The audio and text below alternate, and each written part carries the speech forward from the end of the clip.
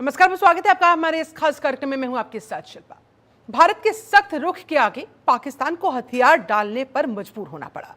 भारत के हमले से वो इतना डर गया कि उसे अमेरिका के सामने गुहार लगानी पड़ी।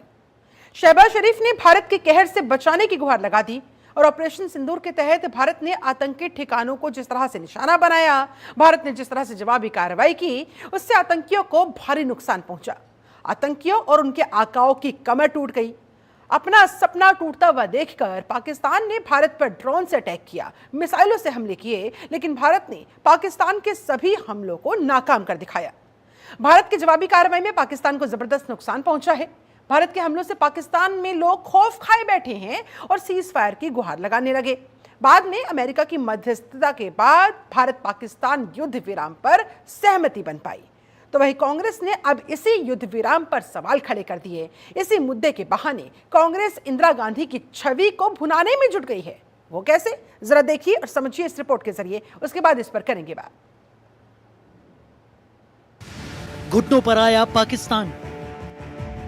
भारत की ताकत देख डरी मुनीर सेना। सीज फायर के लिए रोने लगा पाकिस्तान। भारत ने अपनी शर्तों पर किया सीज फायर।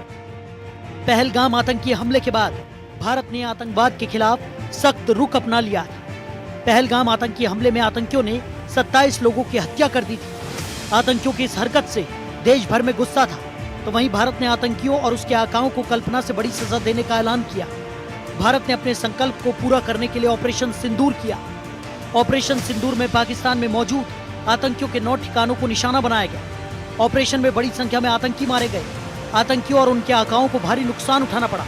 जिन भारत विरोधी और आतंकी संगठनों ने भारत माता के मस्तक पर हमला करके कई परिवारों के सिंदूर मिटाए थे, उन्हें भारतीय सेना ने ऑपरेशन सिंदूर के माध्यम से इंसाफ दिलाने का काम किया है। और इसके लिए आज सारा देश भारतीय सेनाओं का अभिनंदन कर रहा है। ऑपरेशन सिंदूर सिर्फ एक सैन्य कार्रवाई भर नहीं है, बल्कि भारत की राजनैतिक, सामाजिक और सामरिक इच्छा शक्ति का प्रतीक है। यह ऑपरेशन आतंकवाद के खिलाफ भारत की दृढ़ इच्छा शक्ति का और सैन्य शक्ति की क्षमता और संकल्प शक्ति का भी प्रदर्शन है। हमने दिखाया है, भारत आतंकवाद के खिलाफ जब भी कोई कार्रवाई करेगा तो आतंकवादियों और उनके आकाओं के लिए सरहद पार की जमीन भी सुरक्षित नहीं रहेगी। पाकिस्तान की तोड़ी हेकड़ी। भारतीय हमले में पाक को भारी नुकसान। पाकिस्तान की अमेरिका से गुहार। सीज फायर की लगाई गुहार।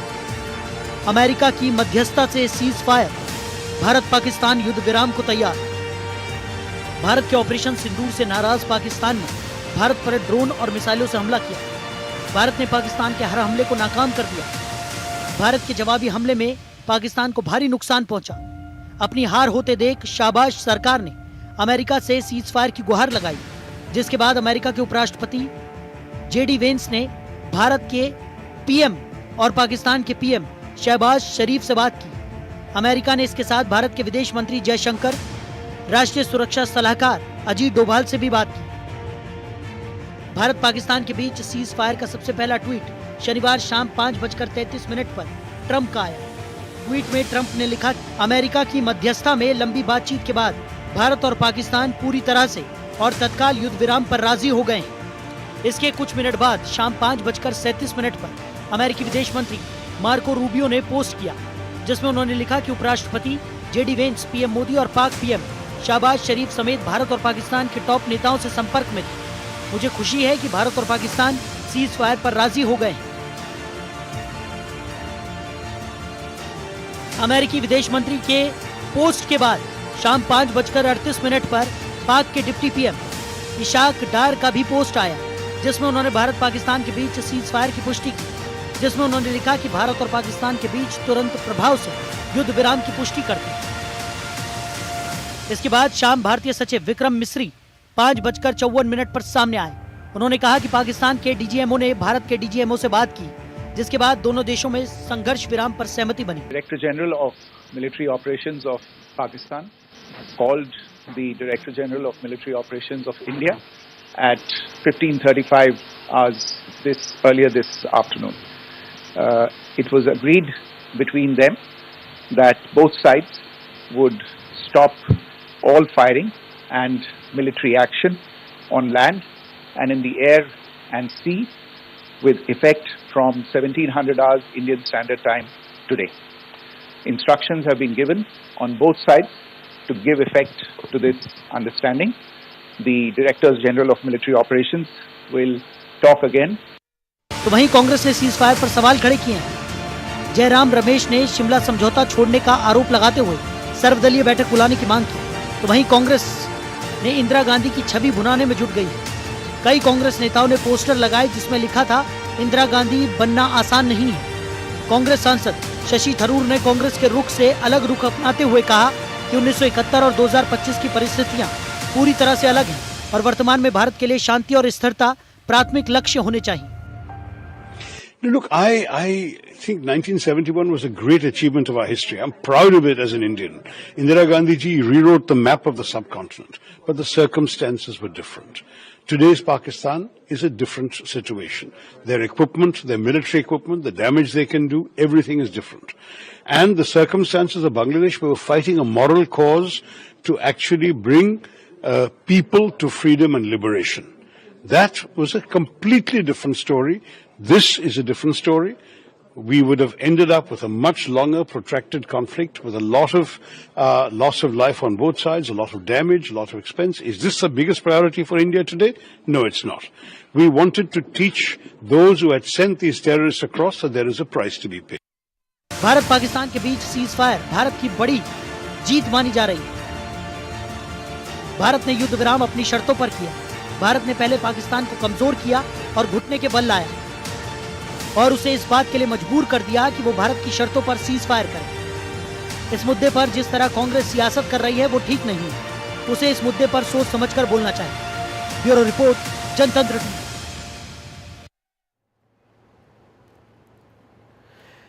तो देखिए, एक तरफ तो युद्ध विराम की बात, सीज फायर की बात और दूसरी तरफ लगातार अब जो राजनीतिक बयानबाजियां है वो भी कहीं ना कहीं शुरू हो गई है। और इसी मुद्दे पर आज बात करने के लिए हमारे साथ तमाम खास मेहमान इस समय जुड़े हुए हैं। जल्दी से उनका मैं तारुफ आपसे करवा देती हूँ। रक्षा विशेषज्ञ के तौर पर रिटायर्ड कर्नल हिमांशी सिंह हमारे साथ जुड़ चुकी हैं, बहुत स्वागत है मैम आपका। डॉक्टर मोहम्मद अमीन पूर्व राजनयिक के तौर पर हमारे साथ मौजूद है, बहुत स्वागत है आपसे। थोड़ी ही देर में बीजेपी नेता खेमचंद शर्मा भी हमारे साथ जुड़ेंगे। प्रखर सिंह कांग्रेस प्रवक्ता जुड़ चुके हैं हमारे साथ, बहुत स्वागत है सर आपका। और सूर्य प्रकाश मैथिल राजनीतिक विशेषज्ञ ये भी हमारे साथ जुड़ गए हैं, आपका भी बहुत बहुत स्वागत है। सबसे पहले प्रखर जी, चर्चा की शुरुआत आप ही के साथ। इंदिरा होना आसान नहीं है। कांग्रेस पार्टी ने जो पोस्टर्स लगा दिए हैं, क्या सिर्फ युद्ध विराम होने का इंतजार किया जा रहा था? अब तक तो आप देश की सरकार के साथ, सेना के साथ, भारत के साथ एकजुटता के साथ खड़े हुए थे और यहाँ युद्ध विराम हुआ और उधर राजनीतिक बयानबाजियां आप लोगों की तरफ से, इस तरह के पोस्टरबाजी आप लोगों की तरफ से शुरू हो गई। इसको लेकर बीजेपी सवाल उठा रही है, क्या है जवाब? देखिए शिल्पा जी, इंदिरा होना आसान नहीं, इसलिए हमने बोला। देखिए शिल्पा जी, मैं उस भारत में पैदा हुआ जिसका इतिहास रहा है कि जब भी हमने पाकिस्तान से जंग लड़ी है उसको मुंहतोड़ जवाब दिया, उसको घुटने पर लाए। जितनी भी हमने जंग लड़ी उनसे हमेशा उनको हमने हराया है। और पाकिस्तान का इतिहास रहा है कि उसने हमेशा इंडिया के खिलाफ नफरत फैलाई है, मगर इंडिया ने उसको हमेशा घुटनों पर लाया है। हमारे खिलाफ तो पूरी दुनिया थी। क्या इंदिरा जी के टाइम पूरी दुनिया नहीं थी? अमेरिका ने तो अपने वॉरशिप भेज दिए थे। तब क्या हम रुके थे? तब तो हम इतने आर्थिक तौर पर मजबूत भी नहीं थे। तब भी हमने पाकिस्तान को 2 टुकड़ों में कर दिया था, विश्व का नक्शा बदल दिया था। और जिस तरीके से देखिए ये युद्ध विराम हुआ है, डोनाल्ड ट्रंप कौन है भाई? हमारे और पाकिस्तान में बोलने वाले। डोनाल्ड ट्रंप वहां से पॉज बटन दबाएंगे और जंग रुक जाएगी। इससे पहले तो इस देश में कभी नहीं हुआ था ये। आपने कैसे होने दिया? तो हम क्या सवाल भी नहीं पूछेंगे? हम सवाल पूछ रहे हैं कि अमेरिका कैसे बोल सकता है हमको कि युद्ध विराम करिए और युद्ध विराम हो जाएगा? कौन होता है अमेरिका? वॉरशिप भेजे थे अमेरिका ने हमारे खिलाफ उस समय, तो हम सवाल नहीं पूछेंगे? अपोजिशन का काम क्या है? आप किधर अपनी विदेश नीति लेते जा रहे हैं? कौन सा देश था खुल के हमारे साथ आया? उसने बोला हो कि नहीं हम भी अपने वॉरशिप भेज रहे हैं, आप लड़िए। सवाल तो हम पूछेंगे ना। आने वाली जनरेशन को क्या बताएंगे कि अमेरिका ने बटन दबाया था और जंग रोक दी गई थी? तो सवाल पूछ रहे हैं। और इंदिरा जी का इतिहास रहा है, इसको तो कोई झुटला भी नहीं सकता। ठीक है, तो अगर हम बात कर रहे हैं कि भाई पाकिस्तान से आप घुटनों पर लाके उससे आप सीज फायर कराइए, करिए, मगर तो अपनी शर्तों पर कराइए। अमेरिकन ठीक है, अमेरिका कौन होता है, डोनाल्ड ट्रंप कौन होते हैं, इस सवाल का जवाब जब बीजेपी प्रवक्ता हमारे साथ जुड़ेंगे, अपना पक्ष रखेंगे, तब मैं जरूर लूंगी। इससे पहले मैं रुक करना चाहूंगी अमीन साहब आपका, चूंकि देखिए विदेश नीति को आप भली भांति समझते हैं, तो शिमले समझौते में क्या लिखा हुआ था कि भाई कोई तीसरा देश मध्यस्थता के लिए नहीं आ सकता है, लेकिन फिर प्रखर जी सवाल उठा रहे हैं, अमेरिका कौन होता है बीच में आकर अपने आप मध्यस्थता करके इस तरह से पोस्ट कर देने वाला। डोनाल्ड ट्रंप ने पोस्ट कर दिया कि भाई हमारा बातचीत हो गई है, सहमति बन गई है, और सीज फायर का उन्होंने डिक्लेरेशन कर दिया। ऐसे कैसे? देखिए, डिप्लोमेसी को समझना बहुत मुश्किल है इन लोगों को, तो हम नहीं समझ सकते, ना हमारी विदेश मंत्रालय समझा सकता है, ना हमारे प्राइम मिनिस्टर समझा सकते हैं। देखिए, समाज में पहले क्या था और अब क्या है और क्या होने वाला है, ये देखने वाली बात है। पहले करते थे कि हमसे बड़े हैं अमेरिका, रशिया, ना, लेकिन आज स्थिति बिल्कुल अलग है। हमें बहुत चीजों पे, मुद्दों पे विचार करना होता है। जैसे आप देखिए, फॉरेन पॉलिसी के साथ साथ में आपने डिप्लोमेसी की, अपने जो कट किए उनके सारे डिप्लोमेटिक, उसके साथ स्काई बंद कर दिया, उसके बाद में समंदर का पूरा एरिया बंदरगाह बंद कर दिए। उसके बाद देखिए कितने इकोनॉमी पे फर्क पड़ा है हमारी, और बाकी देशों के जो सामान आ जा रहे थे हमारे बंदरगाहों से, उन पे फर्क पड़ा। वो भी हमारे प्रेशर डाल रहे थे कि साहब आप इसको रोकिए। ऐसा 36 देशों ने रिक्वेस्ट की है हिंदुस्तान से। इनको अब क्या बताया जाए? हर बात नहीं बताई जाती है। ये डिप्लोमेसी में क्या हो रहा है वो हर एक बात नहीं बताई पब्लिक को, नहीं सेना के अंदर क्या हुआ वो नहीं बताया जाएगा। बहुत सी चीजें बताने की, बहुत सी चीजें नहीं बताने की। इनको समझना होगा इस बात को, हमारे देश के लोगों को, किन्हीं कंडीशंस की वजह से किया है। और ऐसा नहीं, हमने अपना पूरा बदला ले लिया उनसे, और उससे ज्यादा ही ले लिया। ये कहना था मोदी जी का कि हम वीड आउट कर देंगे, यानी हमारा उनसे पाकिस्तान, लेकिन उम्मीद भारतवासी ये कर रहा था कि पाकिस्तान को घुटनों पर लाकर सीज फायर का डिक्लेरेशन अगर भारत करता तो बेहतर होता, तो हमारी जीत मानी जाती। अमेरिका बीच में क्यों पड़ा और उसे क्यों पढ़ने दिया गया? अंतरराष्ट्रीय स्तर पे बहुत सी चीजें देखनी पड़ती है। अमेरिका का भी अपना एक रोल है, हम भी उसके लिए मदद करते हैं, वो भी उस बीच में आया। और 36 देशों ने और अप्रोच की है। ऐसा नहीं एक देश, 36 और 36, इनको नाम नहीं बताएंगे। ये सब चीजें कॉन्फिडेंशियल होती हैं, हर चीज नहीं बताई जाती। हाँ, समझौता हुआ, उस पर भी प्रेशर था, तो फक्कड़ देश है, उस पर कुछ नहीं है, उसका कुछ नहीं जा रहा था, जहाँ हमारा रहा था। हमने कितने बम्बार्डिंग किए, हमारी कितना नुकसान हुआ है, ऐसा नहीं है। लेकिन हाँ, जो हमारा एम था वो अचीव हो गया। आतंकवादियों को मारना था, मार दिया, उनके सरगनाओं को मारना था, मार दिया, और उनके ध्वस्त कर दिए कैंप। चलिए, कि अमेरिका कई स्तरों पर मदद करता है, और बहुत सारी ऐसी चीजें होती है विदेश मंत्रालय से जुड़ी हुई, विदेश नीति से जुड़ी हुई, जो कि ऑब्वियसली बात है पब्लिक प्लेटफॉर्म पर नहीं रखी जा सकती है, लेकिन जो वहां पर जिम्मेदार व्यक्ति बैठा हुआ है उसको सब पता होता है और उस हिसाब से फैसला लिया जाता है। लेकिन सूर्य प्रकाश जी, शिमला समझौता क्या ताक पर रखना जायज माना जाए? अमेरिका मदद करता है, अच्छी बात है, अमेरिका सुपर पावर है, उस नाते बेशक से पाकिस्तान ने गुहार लगाई हो अमेरिका से कि भाई हिंदुस्तान को रोक लो, और अमेरिका ने इंटरवीन किया और सीज फायर का डिक्लेरेशन डोनाल्ड ट्रंप ने जिस तरह से कर दिया। लेकिन शिमला समझौता का क्या, उसे ताक पर कैसे रखने दिया गया? धन्यवाद शिल्पा जी, पहले तो आपको और पूरे देश को भारत माता की जय, वंदे मातरम। और सही कहा था अभी जो कांग्रेस के प्रवक्ता हैं उन्होंने कि जो इंदिरा गांधी होना आसान नहीं। मैं भी सहमत हूं, इंदिरा गांधी होना कभी भी आसान नहीं हो सकता कि जीती हुई हम बाजी हार जाएं। 93,000 सैनिकों का सरेंडर भारत की सेना ने करवाया था, उसके बाद उन सैनिकों को बहुत आराम से वापस कर दिया जाए। मुजफ्फराबाद, पाक ऑक्यूपाइड कश्मीर के अंदर तिरंगा लहरा रखा था, उस तिरंगे को, लहरते हुए तिरंगे को उतरवा लिया जाए।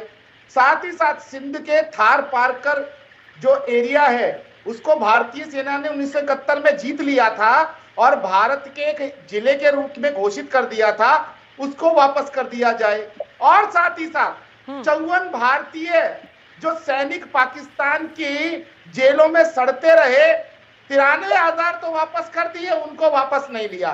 तो मैं सहमत हूं आपसे कि इस प्रकार का काम करने वाली इंदिरा गांधी ही हो सकती है और कोई हो नहीं सकता। अब शिल्पा जी समझने की बात है कि ये जो ऑपरेशन सिंदूर था ये एक्ट ऑफ वार था, लेकिन हमने घोषित युद्ध नहीं लड़ा, पहली चीज। तो घोषित युद्ध और अघोषित युद्ध में कुछ मर्यादाएं होती हैं। भारतीय सेनाएं पाकिस्तान की सीमा में भी घुसी, पाकिस्तान के अंदर एक जगह 9 बार हमने एयर स्ट्राइक किया, उसके अलावा एक जगह 15 बार एयर स्ट्राइक किया, और अभी कल ही भारतीय सेनाओं ने ब्रह्मोस मिसाइल के साथ पाकिस्तान के कई न्यूक्लियर प्लांट्स पे अटैक किया है। और इसकी बानगी ये है कि आज अमेरिका का एक एंटी न्यूक्लियर जो मैं ये कहूं इशू रिजॉल्वर विमान है वो पाकिस्तान में लैंड कर चुका है। ये न्यूज इंटरनेशनल मीडिया में चल रही है। मैं आपको बता देना चाहता हूं कि पाकिस्तान के हर एयर जो सिक्योरिटी सिस्टम है उसको उड़ाया गया। पाकिस्तान की सैन्य जो क्षेत्र है उनमें बम्बारमेंट हुआ। हमने पाकिस्तान के अंदर घुस के अटैक किया, लेकिन भारत में एक पत्थर भी नहीं गिरा। ये मैं बता दूं आपको, उन्होंने हजारों ड्रोन चलाए, सैकड़ों रॉकेट चलाए और साथ में मिसाइल भी चलाई, लेकिन ये भारत के अंदर सुदर्शन 400 आकाश जैसे आयरन डोम्स ने गिरा दिया, जिसका विरोध लगातार कांग्रेस के लोग करते रहे थे। तो मैं ये कहना चाहता हूं, अगर भारत इतनी मजबूत स्थिति में था तो उसके बाद तो सर देखिए ये सवाल और भी ज्यादा फिर वाजिब हो जाता है कि भाई एक समय था, अटल बिहारी वाजपेयी के दौर था, जब ऑपरेशन विजय शुरू हुआ उस दौरान, जब युद्ध हुआ उस दौरान, तो अमेरिका की तरफ से दबाव बनाया गया, अटल जी से कहा गया, पीएमओ ये संदेश भिजवाया गया कि भाई पाकिस्तान की पीएम से बात करिए। उन्होंने क्या कहा था, बात तो करेंगे, लेकिन जीत हासिल करने के बाद। और अब जब ये मोदी युग कहा जाता है, नया हिंदुस्तान कहा जाता है, नए हिंदुस्तान की नई ताकत क्यों झुक गई फिर अमेरिका के सामने? सर ये सवाल भी तो पूछा जाएगा। उत्तर ले लीजिए। देखिए, पहली चीज, हम यहां चर्चा कर रहे हैं कि ट्रंप ने क्या ट्वीट किया, लेकिन हम ये हैरान है कि हम यहां ये चर्चा नहीं कर रहे कि भारत के विदेश मंत्रालय के सचिव ने क्या स्टेटमेंट दिया। डायरेक्ट कॉल डीजीएमओ पाकिस्तान ने किया और कहा कि क्या हम सीज फायर पे चर्चा कर सकते हैं, क्या हम दोनों देश आपस में बात कर सकते हैं। कि तो पहली बात क्या थी कि भैया हम लोग अपने देश के अंदर यदि किसी प्रकार की कोई आतंकी कार्रवाई होगी तो उसको एक्ट ऑफ वॉर मानेंगे। दूसरी चीज, आज प्रधानमंत्री जी ने क्लियर कर दिया कि सिंधु जल समझौता, जिसको कि पाकिस्तान के अंदर जीवन रेखा माना जाता है, मणिशंकर अय्यर बहुत छाती पीट रहे थे, कह रहे थे अरे 4 युद्ध लड़ लिए हमने, आज तक नहीं तोड़ा, अगर ये तोड़ देंगे तो विदेशों में हमारा मैसेज किया जाएगा। उसको कह दिया गया कि वो स्थगित का स्थगित रहेगा। साथ ही साथ एक गोली का जवाब 1000 गोलों के संग भारतीय सेना देगी। तो मुझे बताइए ना, यहाँ शर्तें किसकी है? हमारी शर्तें है ना।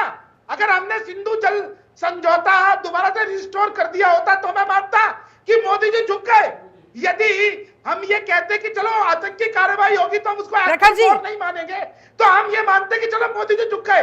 अरे मोदी जी के नेतृत्व में तो भारतीय सेना घुस के मुंह तोड़ रही है पाकिस्तान का। ये कांग्रेस के लोग यहाँ बैठकर जो महाराज ऐसा नहीं हो सकता बातें कर रहे हैं। हमारे देश के सैनिकों को ठीक है, भारत की ताकत आपको दिखाई नहीं दी, इंदिरा गांधी तो आपको याद आ गई। प्रखर जी एक एक करके जवाब दीजिएगा प्लीज, वन बाय वन। तुम चीन की दलाली बंद करो, आप पाकिस्तान के अगर संतानों या ज्ञान मत बांटो। समझ में आ गया? ये पाकिस्तान को अपना बात मानते हो या डोनाल्ड ट्रंप की हिम्मत कैसे हुई कि पॉज बटन दबाए? तुम्हारी हिम्मत कैसे हुई? तुम्हारी हिम्मत कैसे हुई? भारतीय सेना का मामला दिलाने का तुम्हारी हिम्मत कैसे हुई? पाकिस्तान के एजेंट बनकर बैठने का यहाँ पर या बैठे जब पढ़ रहे हो। चलिए ठीक है, देखिए आपस में नहीं उलझना है सर, ठीक है। सवाल अगर पूछा जा रहा है, फैक्ट्स के साथ जवाब दिया जा रहा है, लेकिन ऐसे आपस में देखिए भाषा की मर्यादा का भी ख्याल रखिए। इस तरह के शब्दों का इस्तेमाल प्लीज ना करें। हमारे साथ रक्षा विशेषज्ञ भी बैठी हुई है, हिमांशी जी मैं आपका रुख करूंगी। इस तरह की बयानबाजियों का सेना पर, सेना के मनोबल पर किस तरह का असर पड़ता है, किस तरह का इंपैक्ट पड़ता है? हिमांशी जी। देखिए, भारत ने जो हालिया युद्ध लड़ा है वो रक्षात्मक नहीं है, वो बहुत सक्रिय आक्रामक युद्ध रहा है। और जब हम बात करते हैं युद्ध की, तो युद्ध बहुत महंगा होता है, उसमें आर्म्स एंड एमुलेशन लगते हैं, इंफ्रास्ट्रक्चर लगता है, मैन पावर लगती है, इकोनॉमी बहुत कुछ ऊपर होती है, और सबसे बड़ा चीज होता है मनोबल। तो अभी जो सिर्फ कल की जो बात हुई है उसके बाद में गोले गरजना बंद हुए हैं, ड्रोन आना जाना बंद हुआ है, बंदूकें थोड़ी देर के लिए शांत हुई हैं, लेकिन जैसा इंडियन एयरफोर्स की तरफ से बयान आया था, उन्होंने अभी भी देखिए एक बहुत सक्रिय बात कही है कि हमारा ऑपरेशन सिंदूर अभी जारी है। हाँ। यानी सिर्फ बंदूकें शांत हुई हैं। अभी सीज फायर समझौते में भारत की तरफ से क्या क्या शर्तें रखी जाएंगी, उनका विचार मंथन चल रहा है। अभी तक हमने अपनी शर्तों को कहीं भी एक पब्लिक प्लेटफॉर्म में लाकर ये रखा नहीं है कि हम ये शर्तें मान गए तो हम ये कैसे मान लें कि भारत जो है पीछे हट गया है। ये इस तरह की बातें सच में देश के लिए, पूरे देश के मनोबल के लिए, सेना तो खैर हताश नहीं होती है, लेकिन जो आम नागरिक हैं वो जरूर देखिए बहुत हताशा भरी प्रक्रिया देने लग जाते हैं। लेकिन इस चीज को पूरी तरह से समझना होगा, पूरी चीज से समझना होगा। लेकिन ये जो हम छोटी छोटी बातों में उलझ जाते हैं तो ये भ्रामक होता है लोगों के लिए। बिल्कुल, और हम यही कोशिश कर रहे हैं समझने की कि ये जो सीज फायर का डिक्लेरेशन हुआ है इसके मायने, और इसके अलावा अमीन साहब यूएन सैंक्शंस को लेकर जो मीटिंग होने वाली है, जिस बैठक की बात कही जा रही है, पाकिस्तान के खिलाफ आतंकी सबूत यूएन के अंदर भारत की तरफ से रखे जाएंगे, यानी कि जो यूएन अब तक इनएक्टिव नजर आता था, लेकिन अब अचानक से भारत पाकिस्तान का मुद्दा उठते ही ये फिर से एक्टिव हो गया है और अब यहां पर सबूत फिर से भारत को रखने होंगे। इसे किस तरह से देखा जाए? तो मैं ये कहूंगा कि जब मैं पूरी बात कर रहा तो आपने बीच में काट दिया। माफी के साथ सर, बोलिए। तो आपने फॉरेन मिनिस्ट्री की डिग्री ले रखी हो या वहाँ पे काम किया हो तो अमीन जी अपनी बात रखिए, ठीक है। आई एम सॉरी सर, मैंने आपको इंटरप्ट किया, प्लीज कंटिन्यू। क्योंकि पूरी दुनिया देख रही है। मैं गवर्नमेंट का वर्जन रख रहा था, आपने बीच में उड़ा दिया। ये चीज गलत है। अब आप क्वेश्चन करिए, उसका मैं जवाब दूंगा। पूरा बात सुनिएगा मेरी। यूएन सैंक्शंस कमेटी की बैठक को लेकर सर मैंने आपसे सवाल किया था और आपकी जो बात अधूरी रह गई थी वो भी प्लीज कंप्लीट। नहीं, वो कंटिन्यूशन रहता है, टूट जाता है ना। आदमी क्या बोल रहा है। मैं ये कहना चाह रहा था आपसे कि देखिए, बहुत से इंटरनेशनल लेवल पे बातें समझी जाती हैं और समझाई जाती हैं। हर चीज बताने के नहीं है पब्लिक प्लेटफॉर्म पे, ना पब्लिक को शेयर की जाती है। ठीक है। गवर्नमेंट कोई बात शेयर नहीं करती, ये सीक्रेट है। और वार के इस समय वार का चल रहा है, आपको शायद ये पता है और लोगों को भी पता है, चाहे वो कांग्रेस को हो या बीजेपी के हो या किसी और दल के हो, कि 12 तारीख को डीजीएमओ की मीटिंग होगी। ये हमारे फॉरेन सेक्रेटरी ने ये कहा है। और डीजीएमओ मतलब होता है director general medical operation, military operation है। उस ऑपरेशन वाले तय करेंगे कि कैसे क्या लाइन ऑफ एक्शन होगा। और हमने वार हारी नहीं है, आपको ये मैं बता दूं। वार हमने जीती है, अपनी शर्तों पे किया है और ये दुनिया को दिखा दिया है। हमारे जो प्राइम मिनिस्टर ने कहा और हमारे रक्षा मंत्री ने कहा और हमारे विदेश मंत्री ने कहा, ये कहा, और गृह मंत्री ने, कि हमने जो अपना बदला लेना था वो ले लिया।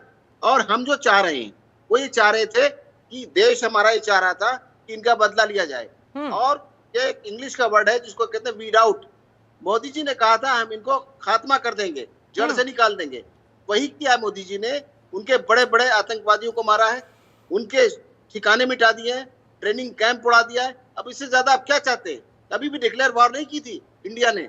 अगर वो आगे चलते, लाइन ऑफ एक्शन तोड़ते, एलओसी तोड़ के अंदर आने की कोशिश करते, तो हमको घर में घुस के मारते, जिस तरह पहले लाहौर तक घुसे थे। आप सोच लीजिए। और जहां तक यूएन का सवाल है, यूएन का, यूनाइटेड नेशन का, सब मैं जानता हूँ, गया भी हूँ, देखा भी हूँ। ये सिर्फ ऑर्गेनाइजेशन जो बने हैं, चाहे आईएमएफ हो, वो मुंह देख के काम करते हैं। Show me the man, I will show the rule. ये है पोजीशन। हम स्ट्रांग हैं, इसलिए हमें कुछ नहीं कोई कह सकता। जी बोलिए। ठीक है सर।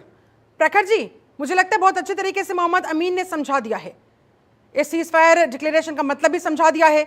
जो हमारी विदेश नीति अपनाई जाती है अंतर्राष्ट्रीय स्तर पर, जिस तरह से हमें अपने देश को आगे लेकर बढ़ना होता है, और वो भी इतनी क्रिटिकल सिचुएशन पर, कांग्रेस को समझ में आ रही है सर? ऐसा है, पूरी डिबेट में जितने भी लोग सुन रहे हैं और जितने दर्शक देख रहे हैं, सवाल खाली इतना पूछा जा रहा है कि जिस तरीके से सीज फायर हो रहा है या जिस तरीके से पॉज बटन हुआ, प्रॉब्लम खाली अमेरिका की है कि अमेरिकन प्रेसिडेंट कैसे बोल सकता है कि अब सीज फायर होगा या युद्ध विराम होगा और हम उस बात को मान लेंगे। सवाल यह पूछा जा रहा है। लोग जा रहे हैं कि वॉर में पैसा बहुत खर्च होता है, कोई जा रहा है इंटरनेशनल मैटर्स क्या होते हैं, कोई बता रहे हैं हम इंदिरा जी का इतिहास बताने लग रहा है। अरे भाई, इतिहास तो यही है ना। सच में बांग्लादेश बना कि नहीं बना? नया देश पैदा किया इंडिया ने कि नहीं पैदा किया? इस पर आज जुटला देंगे क्या राजनीतिक विश्लेषक जो बता रहे थे? दूसरी चीज, अगर सवाल ये पूछा जा रहा तो इस सवाल का जवाब देने के बाद सारी बातें हो रही है। बताया जा रहा है इंटरनेशनल तरीके अलग होते हैं। अरे साहब, इससे पहले इंडिया पाकिस्तान के बीच में हमने किसी तीसरे मुल्क को एंटरटेन नहीं किया।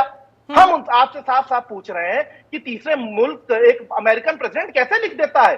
वो ट्वीट करता है और रुक जाती है। हमारे रक्षा मंत्री, हमारे प्रधानमंत्री, हमारे विदेश मंत्री ने एक बार भी तो बोला कि उन्होंने गलत बोला, ऑन रिकॉर्ड आके बोला। गांधी का दौर अलग था, आज वक्त बदल चुका है। बदलते वक्त के साथ देश की जो नीतियां होती है वो बदलती है। नहीं, आप कहना चाहती बदलते वक्त के साथ हम तीसरे देश को वोट दे देंगे?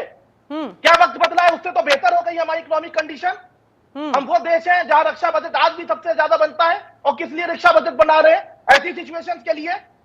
हम आज ज्यादा सशक्त भारत है, तो आज हम अमेरिका की बात सुन रहे हैं। जब इतने सशक्त नहीं थे तब हम पाकिस्तान के 2 टुकड़े कर देते थे। बीजेपी प्रवक्ता तो देखिए हमारे साथ जुड़े नहीं है जो आपके सवाल का जवाब देते हैं, लेकिन अमीन साहब देना चाह रहे हैं, उसके बाद सूरज आऊंगे आपके पास। अरे वो है ना राजनीतिक विश्लेषक बीजेपी के, उनका व्यू पॉइंट भी इंपॉर्टेंट है। मोहम्मद अमीन बोलिए।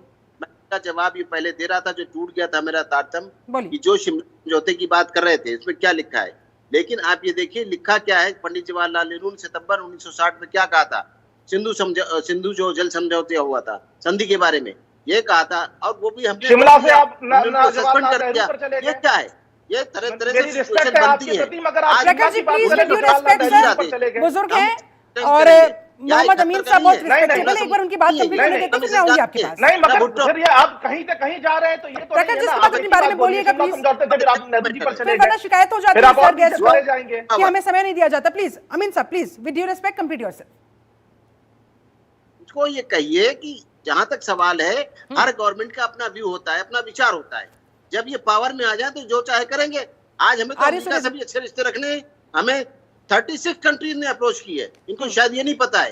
ये हमको नहीं पता। हम जब पावर में थे तो हमने 2 टुकड़े किए थे, हमको ये मालूम है। हम जब पावर में आएंगे तो बलूचिस्तान को फिर अलग करेंगे पाकिस्तान से। हम जानते हैं, हम कह रहे हैं। ईरान क्या है, सऊदी अरब ने भी किया है। क्या हमारे हर एक से रिश्ते तोड़ देंगे? क्या बात है? हम हर एक से करेंगे काम। हमें इकोनॉमी भी देखनी है, हमने अपना व्यापार भी देखना है, हमें बहुत बातें देखनी है। अगर वो बीच में आया है तो ऐसा कुछ नहीं है कि हमारी अमेरिका के प्रेशर में हमने वॉर रोकी है। वो कह रहे हैं कि भाई हमको बहुत सारे सेक्टर्स अपने ध्यान में रखकर चलने होंगे। हम इस तरह से अगर अमेरिका को ही आंख दिखाने लग जाएंगे। सूर्यप्रकाश मैथिल, अंतर्राष्ट्रीय स्तर पर बहुत सारी चीजें मैनेज करके चलनी पड़ती है, और क्या भारत ने इस बार वही किया? नहीं, देखिए मैं ना कांग्रेस के प्रवक्ता से बिल्कुल सहमत हूं कि हमारे पे अंतरराष्ट्रीय प्रेशर किसी भी प्रकार से हावी नहीं हो सकता। लेकिन मैं कांग्रेस के प्रवक्ता को एक बात याद दिलाना चाहता हूं। ये बार बार कह रहे हैं युद्ध हो रहा था, युद्ध सीजफायर हुआ। तो पहली चीज, ये युद्ध नहीं था, ये आतंकवादी हमले के पलटवार में हम लोगों ने सर्जिकल स्ट्राइक किया था।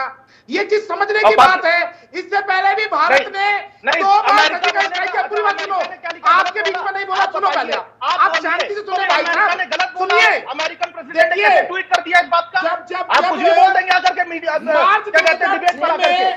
बनारस में बम विस्फोट हुआ तो ये जो कह रहे हैं इंदिरा जैसी बात नहीं कर रही है। तब ये कहा थे फिर मुंबई ट्रेन ब्लास्ट हुए, जयपुर में ब्लास्ट हुए, मुंबई अटैक हुआ, और आप बता रहे हैं यहाँ पर हुआ, सारी सर्जिकल स्ट्राइक करी थी। अरे भैया सुन लो, काय पूछ रहे हो? आतंकवादी हमले के विरोध में ये स्ट्राइक हुई, थोड़ा सोच के पढ़ के आइए। आप थोड़ा अमेरिकन प्रेसिडेंट कैसे बोल दे रहा है? घुसकर मारा गया। आप बता दें आतंकवादियों के घर में घुसकर रॉकेट लॉन्चर बरसाए गए। हमारे जहाजों ने वहां पर हमला किया। आज से आपकी औकात क्या थी? आप अमेरिका में कैसे सवाल पूछा जा रहा है? अपने घरों में बैठे थे ना, शर्म नहीं आती? तब क्या औकात थी तुम्हारी? तब तुमने क्या किया था? बताओ ना। तब आप जैसे लोग अमेरिका को बना हुए, आप जैसे लोग अमेरिका को ये पावर दे रहे हैं कि अमेरिका हमारे देश में बैठकर अकल तुम्हारी कुछ है नहीं। मगर हम जब सत्ता में थे अमेरिका तो हिंदुस्तानियों को घुसने हम बोल रहे हैं अमेरिका की बात नहीं सुननी चाहिए आपको। आप जैसे ठीक है सर, हिमांशु जी भी इंतजार कर रही है, उनको भी समय देना है। सवाल उठाइए, राजनीतिक विश्लेषक बनने नहीं चाहिए, भारतीय जनता पार्टी को ज्वाइन करिए और उसके आइए। चूड़ियां पहन के बैठे थे ना, अगर हम नहीं सुन तब सकते, तो तुम लोग आप लकड़ी लोग निंदा की थी। देखिए अपने अपने लेवल पर तमाम सरकारों ने अपने अपने बेस्ट किया है, बेस्ट फैसले लेने की कोशिश की है, देश को कुछ फैसले लेने की कोशिश की है सर। अब देखिए उंगलियों उठा देना बहुत आसान होता है, चलिए ठीक है, लेकिन हिमांशी जी अब ये जो कहा जा रहा है ऑपरेशन सिंदूर खत्म नहीं हुआ है, ये लगातार जारी है, इससे क्या समझा जाए? देखिए यानी कि जंग एक तरफ ठीक है, हो सकता है जो गोला बारूद है वो नहीं फेंके जा रहे, मिसाइलें नहीं दागी जा रही है, ड्रोन अटैक नहीं हो रहे हैं, लेकिन कूटनीतिक स्तर पर जंग अभी भी जारी है। शिल्पा जी देखिए, जब कोई भी ऑपरेशन होता है तो वो गोपनीय तरीके से होता है, उसके बहुत सारे पहलू होते हैं और बहुत सारे चरण होते हैं, और ये हर बात ऑनगोइंग ऑपरेशन के दौरान सरकार आम जनता से साझा नहीं करती है। लेकिन जैसे जैसे यथोचित समय होता है सरकार अपने आप चीजें बताती है, क्योंकि सरकार लोकतांत्रिक देश में जनता के प्रति जवाबदेह है। लेकिन ये समय है संवेदनशीलता के साथ में संयमित होके हम सबको एकजुट मिलके हम आरोप प्रत्यारोप के दौर में बाद में आएंगे। ये समय है सरकार को ये दिखाने का, सेनाओं को ये दिखाने का कि हम आपके साथ डटे हुए हैं। आपको अगर सरकार कहती है कि घुस जाओ पाकिस्तान में, तो आप घुस जाओ।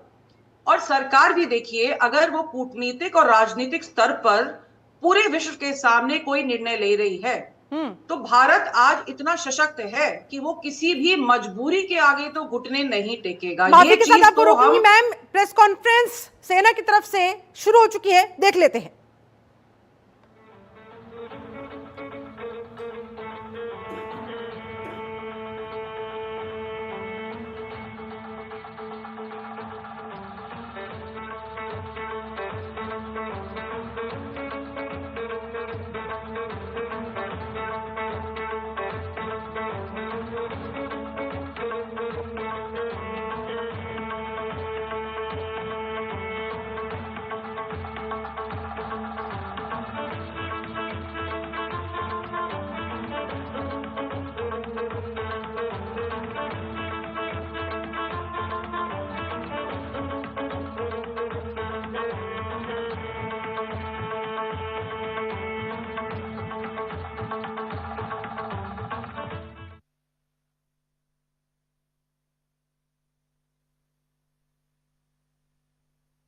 Good evening, ladies and gentlemen.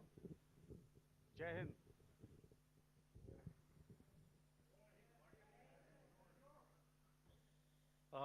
Welcome to this special press conference on Operation Sindur.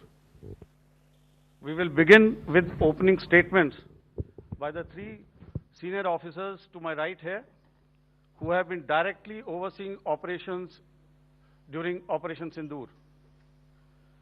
We have Lieutenant General Rajiv Ghai, Director General Military Operations, who will cover the aspects related to land domain. Air Marshal A.K. Bharti, to his right, Director General Air Operations, will provide insights on the air domain. And to my right is Vice Admiral A.N. Pramod, Director General Naval Operations, who will cover aspects on maritime domain. Following their briefings, we will move on to the question answer session. I now request the DGMO to commence the opening brief. Thank you, Sandeep. A very good evening to all of you, ladies and gentlemen. You are all by now familiar with the brutality and the dastardly manner in which 26 innocent lives were prematurely terminated at Pahalgam on the 22nd of April.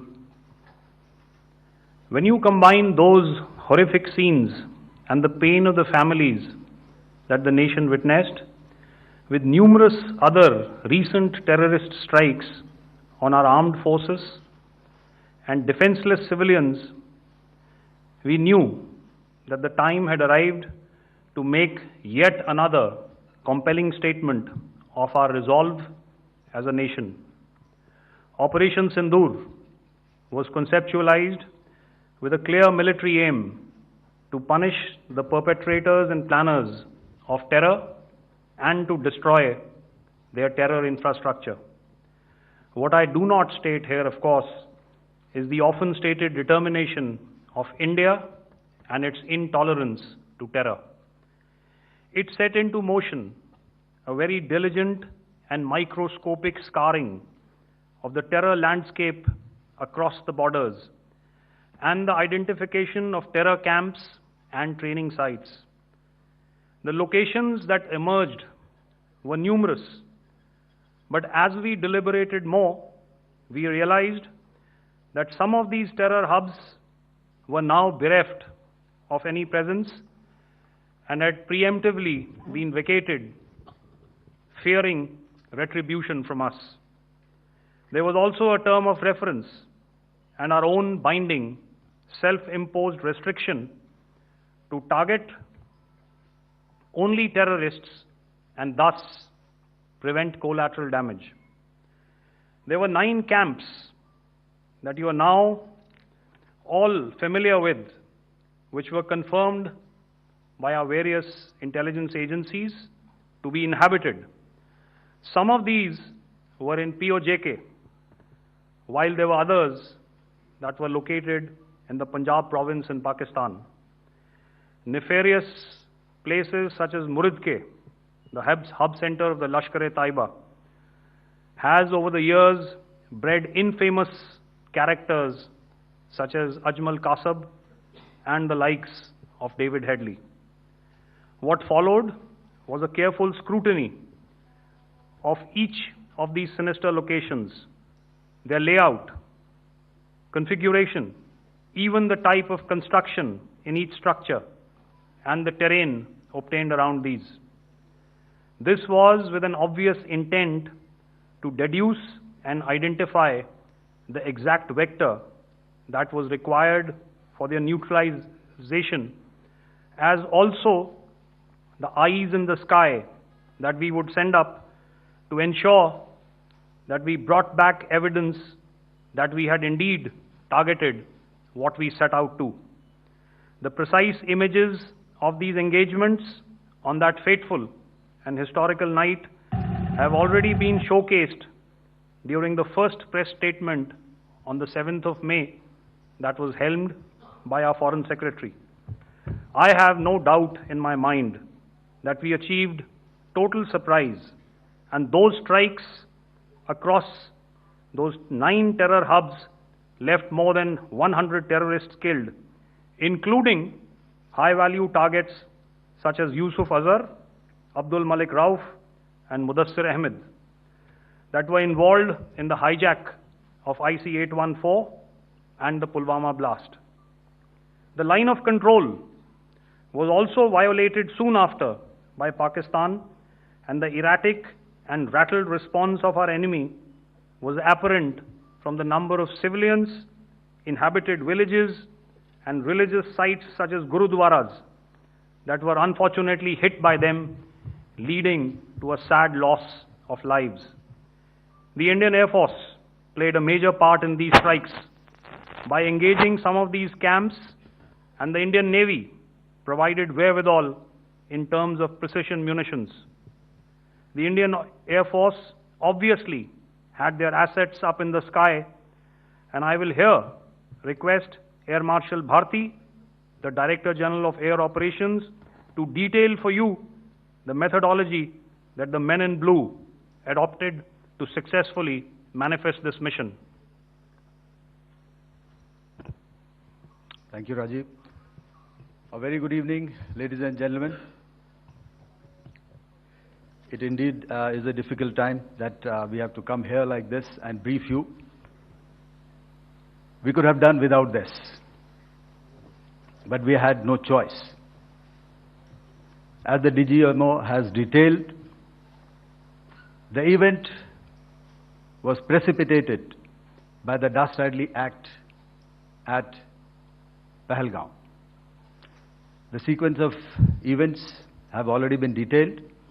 We carefully selected the targets, and out of the 9 selected targets, the target systems that were given to the Indian Air Force were the notorious training camps at Bhavalpur and Muridke. these being further from the international boundary. Through critical target system analysis, we analyzed what was to be done to annihilate these targets and plan to engage these targets with precision air-to-surface guided munitions so as to avoid collateral damage. The modalities of planning process I will not go through at this instant. However, what I would like to show you is the results that we achieved through our targeted airstrikes. Could I have the second slide, please?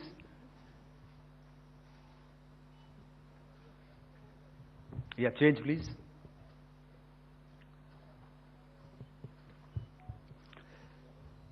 Okay. This is what the terror infra at Muridke looks like. If you see, north is as indicated, and to the right is east, where the international boundary lies. Could we have the next slide, please?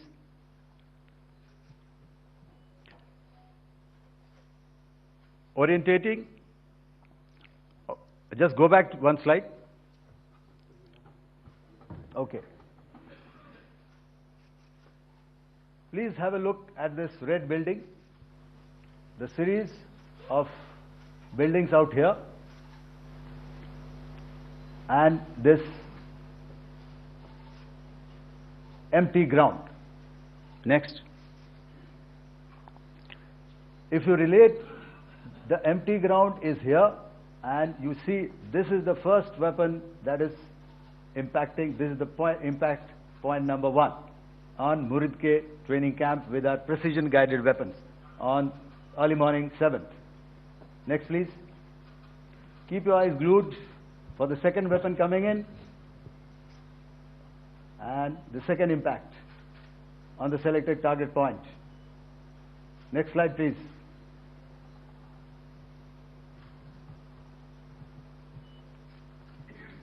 Third weapon, third impact. Continue. And fourth weapon, fourth impact. So through these targeted and precision targeting, we addressed the target at Muridke, which was the terrain infrastructure. Can you hear me? All right. Okay, I'll come closer to the mic. Now we go to the next target, which is the Bhavalpur training camp. Next slide, please. Okay, just wait. So the effect, if you see, the impact point, if I can point out, this is the impact point.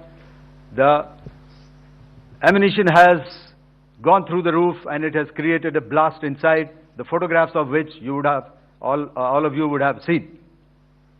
And the red building, after that there was this double-story building. It has been completely decimated by precision targeting.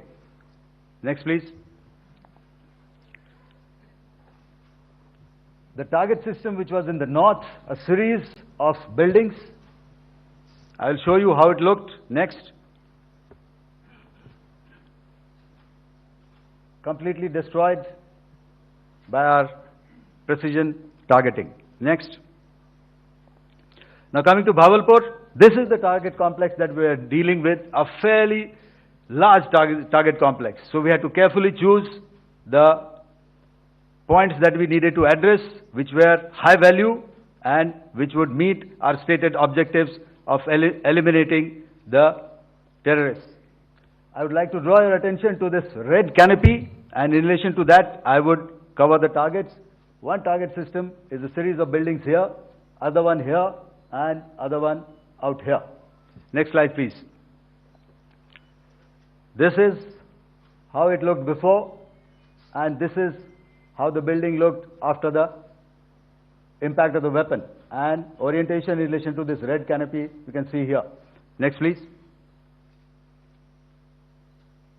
before, next, and after. The roofs have completely collapsed. Next. This is the target system. Next. Precision targeting, and we have achieved our objectives here. Next. All right. So that was what we did on the 7th. Our objective was to address these two terrorist camps, and that we did with precision. And thereafter, we maintained a robust air defense posture, because remember, our objective was to target the terrorists and terrorist infrastructure, not any other infrastructure, not the Pakistani military, not the Pakistani any other infrastructure. So that is what we have maintained on the 7th of May. However, what we saw in the evening of 7th of May, we were saturated with a raid of Pakistani unmanned aerial vehicles and small drones.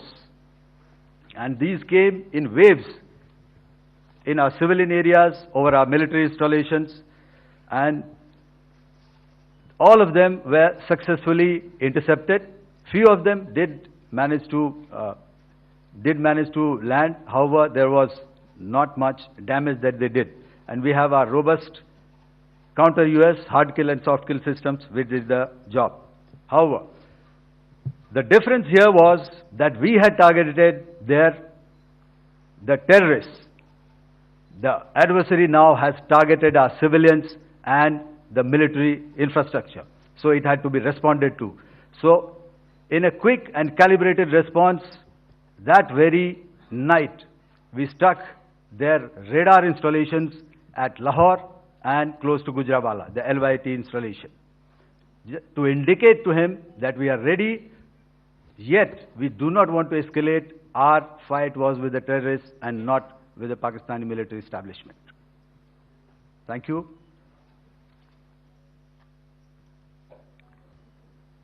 Thank you, Air Marshal Bharti.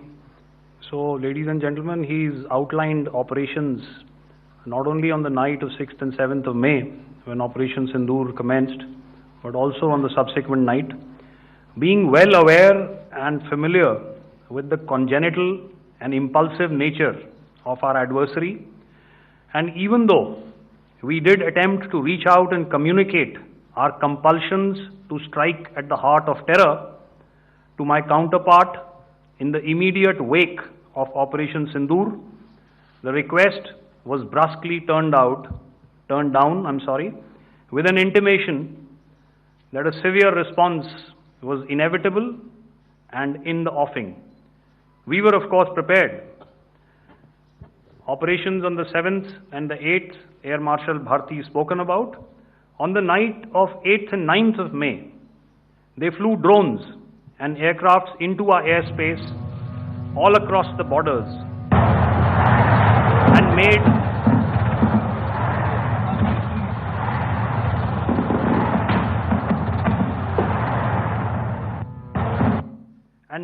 largely unsuccessful attempts to target numerous military infrastructure. Violations on the line of control by Pakistan also commenced yet again and precipitated into fierce RT engagements. The air operations on the night of 8th and 9th of May, I'll yet again request the DG Air Operations to cover.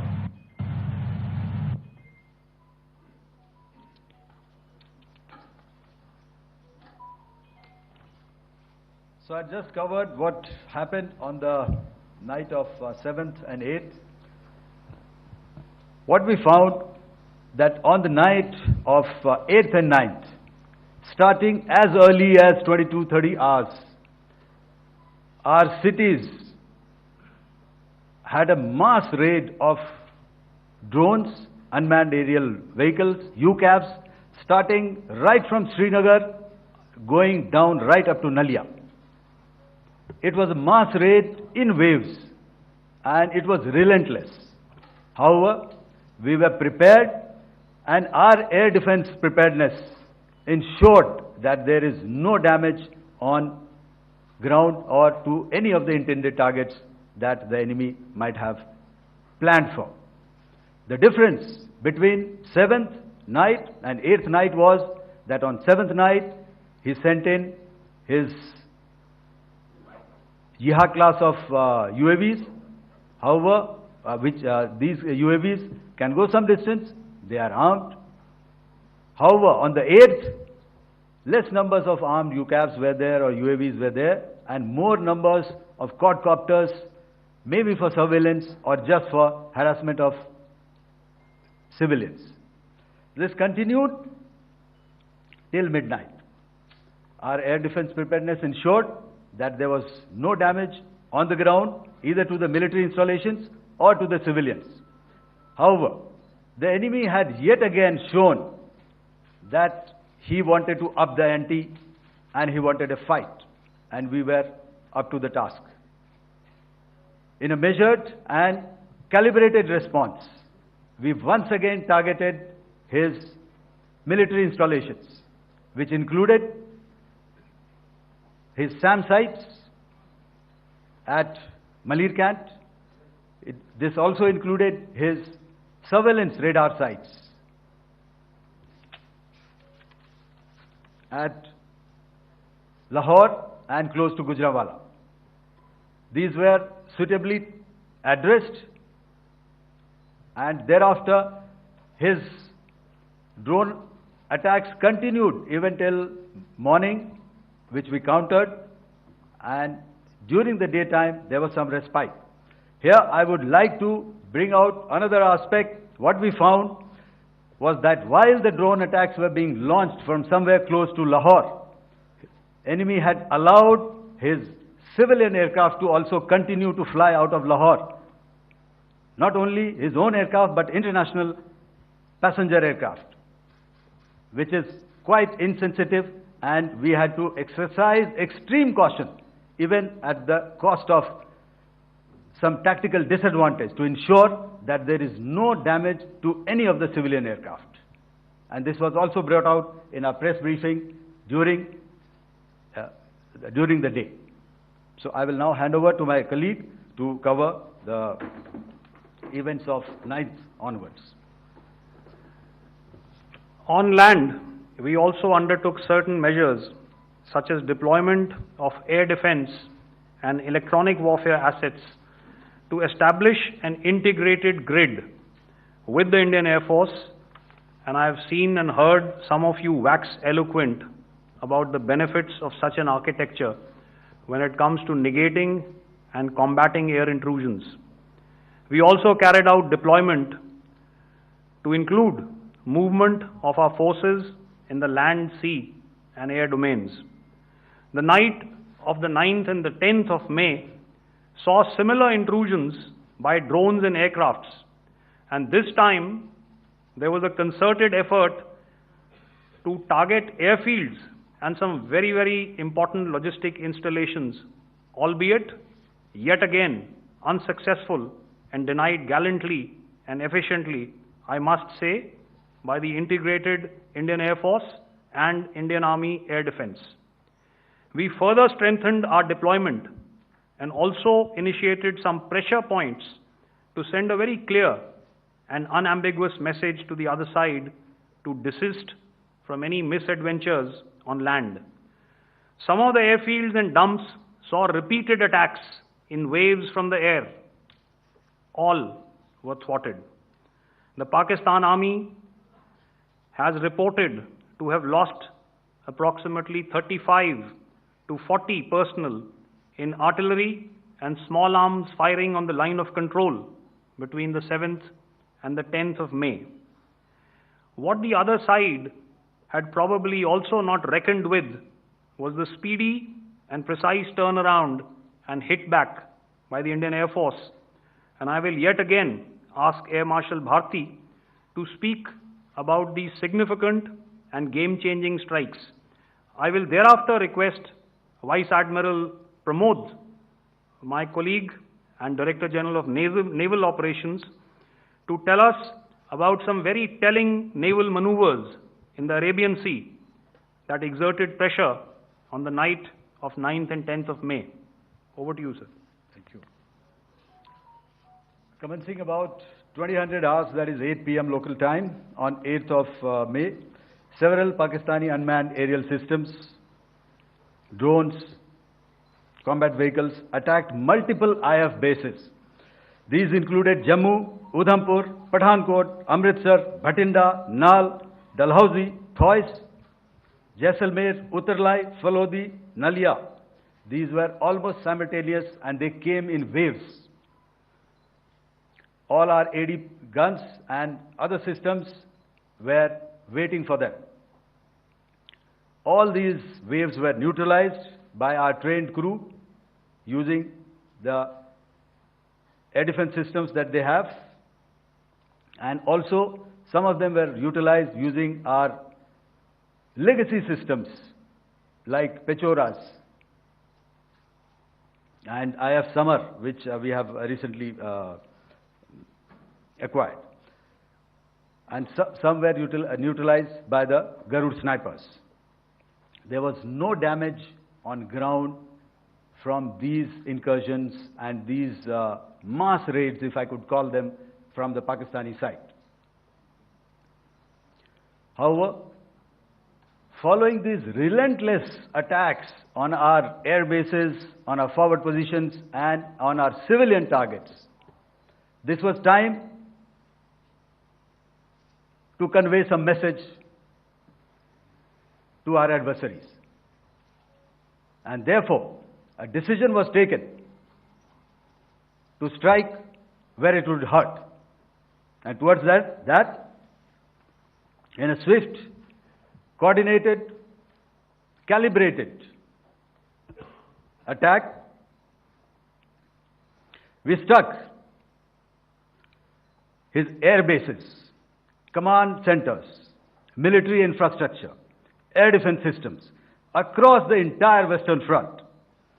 The bases we struck include Chaklala, Rafiki, and mind you, Chaklala is Islamabad, Rahim Yar Khan, Sakar, sending a clear message that aggression will not be tolerated.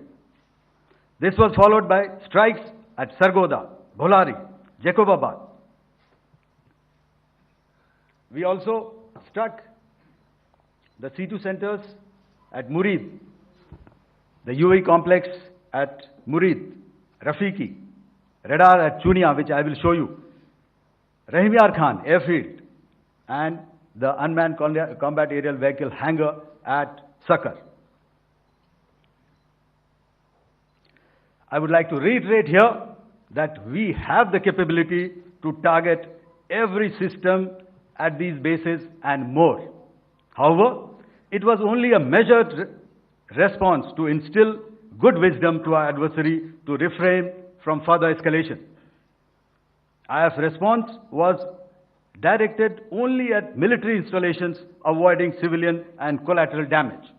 I would now like to show you some of the effects that have been achieved as a result of our air operation.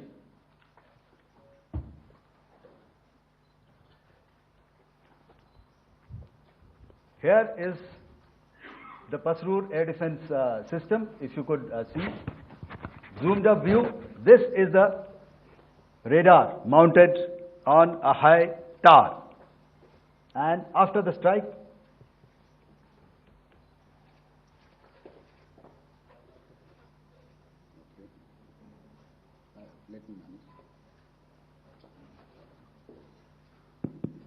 thank you. Can you hear me? Yeah, thank you.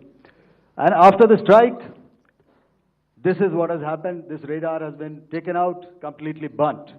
Next slide, please.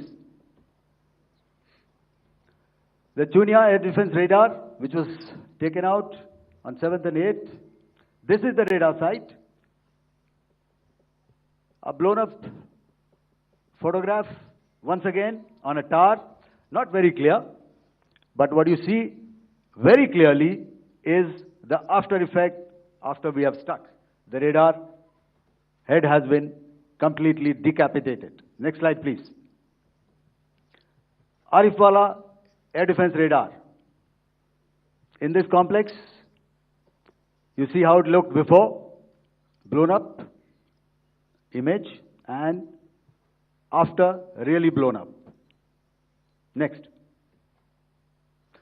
Now coming to Sargodha airfield. Remember, this is one of their important airfields, wherein they have a lot of assets, F-16s, other assets which they keep getting, training institutes. And we have stuck this airfield. It is not, if you zoom in here, then one impact point here on the runway and second impact point of our weapon, precision weapon on the runway. And if you see this blown up, repairing going on. Same here. Next. Rahim Yar Khan. This is the area we have stuck. A deep strike out here and one complex here. So this is how it looked before, and same, you see a big crater, another crater here, and this complex, after strike, neutralized. Next. Chaklala airfield, Noor Khan, once again a major air base, a lot of their logistic assets out here. This was the chosen complex that we intended to strike and convey a message. Next slide, please. This is how it looked before, and this is how it looked after our strike. Next. Sakar. We chose the radar site at Sakar. This is the radar site, and after it was struck, this is the aftermath, completely burnt out. Next, please. Aircraft shelter. This is how it looked before the strike, and this is how it looked after the strike. The roof of the buildings completely caved in and burnt. Next. Bolari airfield, aircraft hangar. This is how it looked before, and this is how it looked after the precision strike. Next. Jacobabad, aircraft hangar, and this is how it looked after. Next. So what I'm trying to convey here, ladies and gentlemen, is to start with, our fight was neither with the Pakistani military nor with anybody else who's there on the other side. Our fight was with the terrorists. We neutralized the terrorists that we selected to be neutralized, and thereafter we only maintained the air defense posture. However, we were relentlessly pounded by waves after waves, night after night, by his UCAVs, by his drones, and by his other unmanned aerial systems. And that left us with no choice but to retaliate, and yet our retaliation was calibrated, it was graduated, and it was proportionate. Thank you.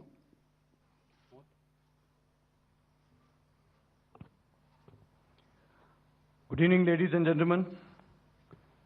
In the aftermath of the cowardly attacks on innocent tourists at Pahalgam in Jammu and Kashmir by Pakistani-sponsored terrorists on 22nd April, the Indian Navy's Carrier Battle Group, surface forces, submarines, and aviation assets were immediately deployed at sea with full combat readiness in concert with the Joint Operation Plan of the Indian Defence Forces.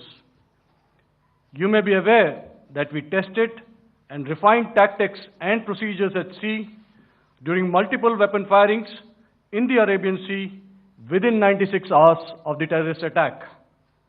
The aim was to revalidate our crew, armament, equipment, and platform readiness to deliver various ordnance on selected targets precisely. Thereafter, our forces remained forward deployed in the Northern Arabian Sea in a dissuasive and deterrent posture with full readiness and capacity to strike select targets at sea and on land, including Karachi at time of our choosing. The forward deployment of the Indian Navy, compelled Pakistani naval and air units to be in a defensive posture, mostly inside harbors or very close to the coast, which we monitored continuously. The Indian Navy maintained seamless maritime domain awareness throughout the duration and was entirely aware of the location and movement of Pakistani units. In effect, we had and continue to have good battle space transparency using our maritime domain awareness grid. As you are aware, our response has been measured, proportionate, non-escalatory, and responsible from day one. Accordingly, the calibrated approach considered all options, including the ability of the Indian Navy for offensive action from and at sea. As part of this escalation control mechanism, the application of force by the Navy was planned in a synchronized manner in coordination with the Army and Air Force, the highlight being teams from the three services working closely in an integrated manner. Along with the kinetic actions by the Indian Army and Indian Air Force, the overwhelming operational edge of Indian Navy at sea contributed towards Pakistan's urgent request for a ceasefire yesterday. As we speak, Indian Navy remains deployed at sea in a credible deterrent posture to respond decisively to any inimical action by Pakistan or Pakistan-based terrorists. Thank you. Samno Varna, Jai Hind. Now I'll hand over to Director General Military Operations for further proceedings. Ladies and gentlemen, on the 10th of May, in the morning, even as we were getting into a huddle to wargame the events of the previous night, a routine exercise, I received a message on hotline from my counterpart in Pakistan seeking my willingness to communicate. Since our initial aim was to strike at terror camps, and all our actions in the subsequent days were in response to the intrusions and violations by the Pakistan Air Force and its army, it was decided that I would indeed speak with my counterpart. You are already aware, I've seen it being covered on national television, that my communication with the Pak DGMO was conducted at 15:35 hours yesterday and resulted in cessation of cross-border firing and air intrusions by either side with effect from 1700 hours, 10th of May, after he proposed that we cease hostilities. We also decided to further speak on the 12th of May, that's tomorrow, at 1200 hours, to discuss the modalities that would enable the longevity of this understanding. However, disappointingly, and must I add, expectedly, it took only a couple of hours for the Pakistan Army to violate these arrangements by cross-border and across the line of control firing, followed by drone intrusions across the expanse of the Western Front through last night and in the early hours of the morning today. These violations were responded to robustly and dealt with as they must be. We have earlier today sent another hotline message to my counterpart highlighting these violations of the understanding between the DGMOs on the 10th of May and our firm and clear intent to respond to these fiercely and punitively, if repeated tonight, subsequently, or later. In this regard, I must inform all of you that the Chief of Army Staff has earlier today conducted a security review and has granted full authority to our Army commanders for counter-actions in the kinetic domain in case of any violation by Pakistan. In the end, I pay my solemn homage to my 5 fallen colleagues and brothers from the armed forces, and civilians who have tragically lost their lives in Operation Sindur.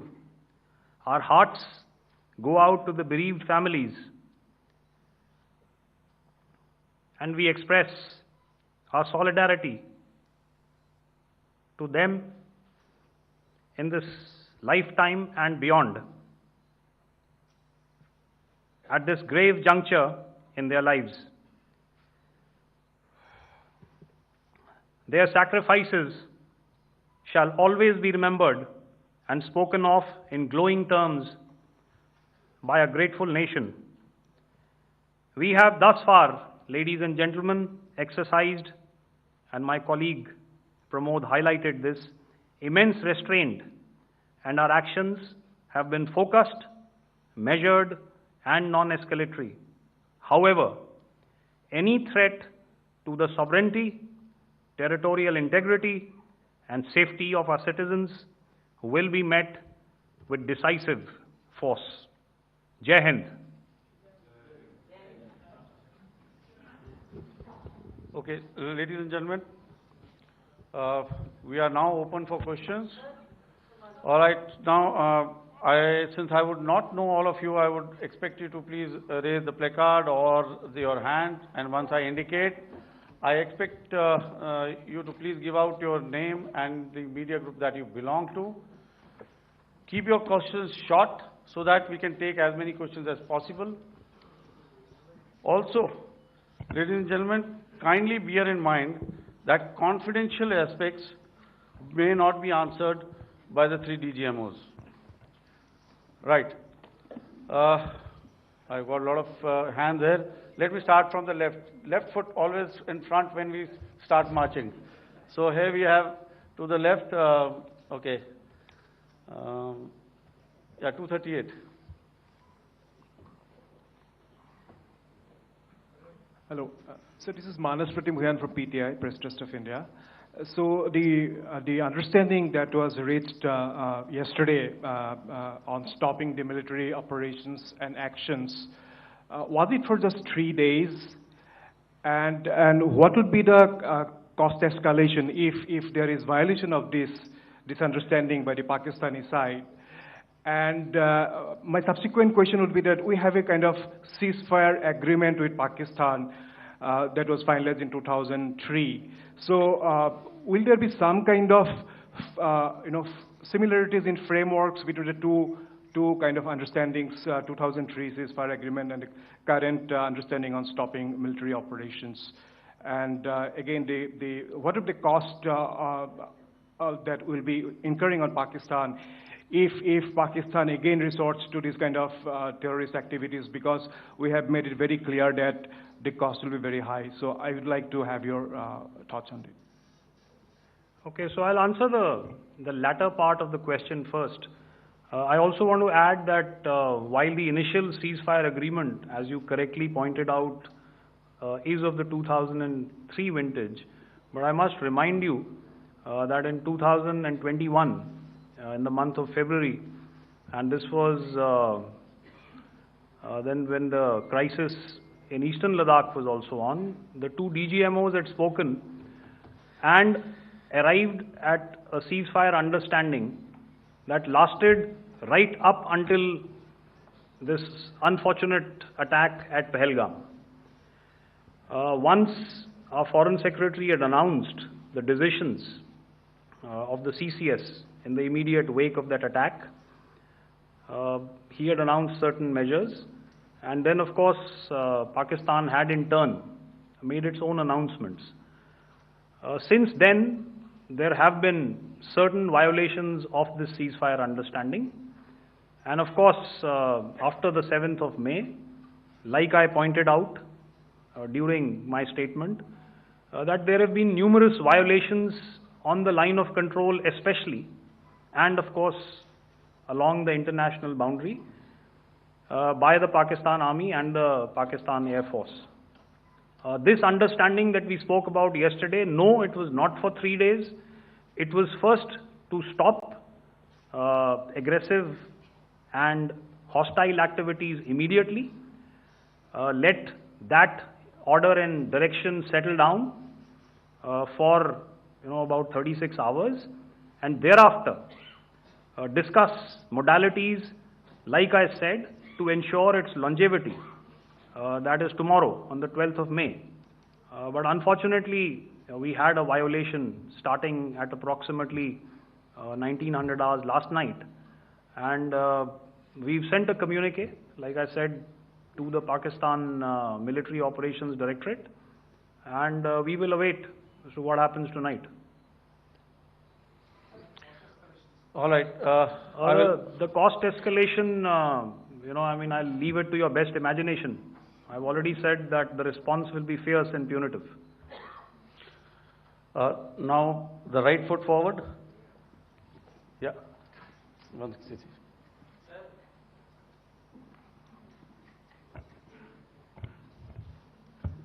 Sir, I am Ajit Dubey from ANI, sir. Sir, my question is that you talked about the loss of lives to the Pakistan army, that was around 35 to 40 kills secured by the Indian army. Sir, can you tell us what would be the total loss of life to the Pakistan army in both army and air force attacks, sir? And how good was the performance of the BrahMos, Scalp and the S-400 during the operations? And sir, since we have just one no line, multiple sir. questions, please. Sir, all right. and since sir, we have achieved such a spectacular, we have made good achievements in this entire operation. Can we say that we have emerged victorious, or we have a big upper hand over the Pakistanis in this entire conflict? Thank you very much, sir. So I'll answer the question about the loss of lives on the other side. Of course, there are various means to ascertain that number. There is information from various agencies that come in. There are, of course, on the line of control, other ways to find out as to what has been the effect of what you are doing there in ceasefire violations. So therefore, I mentioned 35 to 40 on the line of control, and please remember that once Operation Sindur was launched, the responses of the Pakistan Army were also on Indian Army or the Indian Armed Forces infrastructure. Let me put it that way. So that's why I did not cover casualties of the Pakistan Army, at least in the initial phases of battle, because those were not our targets. Our targets were terror-oriented, and of course later, once they launched air intrusions and air operations on our infrastructure, we've used heavier weapons, and of course there would have been casualties, but those are still being assessed. The effects of the weapons that you mentioned, I will request Air Marshal Bharti to apprise all of you about those. Good evening, Mr. Sujit. How are you? Ajit. Okay, we're meeting after some time. I never mentioned about any of the weapons that we used. Check. Okay. What I was saying, that I never mentioned of any of the weapons, the caliber that we used. All right. So we'll leave it at that. Those are matters of operational details which I would not like to go into. But suffice to say that whatever methods and whatever means we have chosen, it had the desired effects on the enemy targets. How many casualties? How many injuries?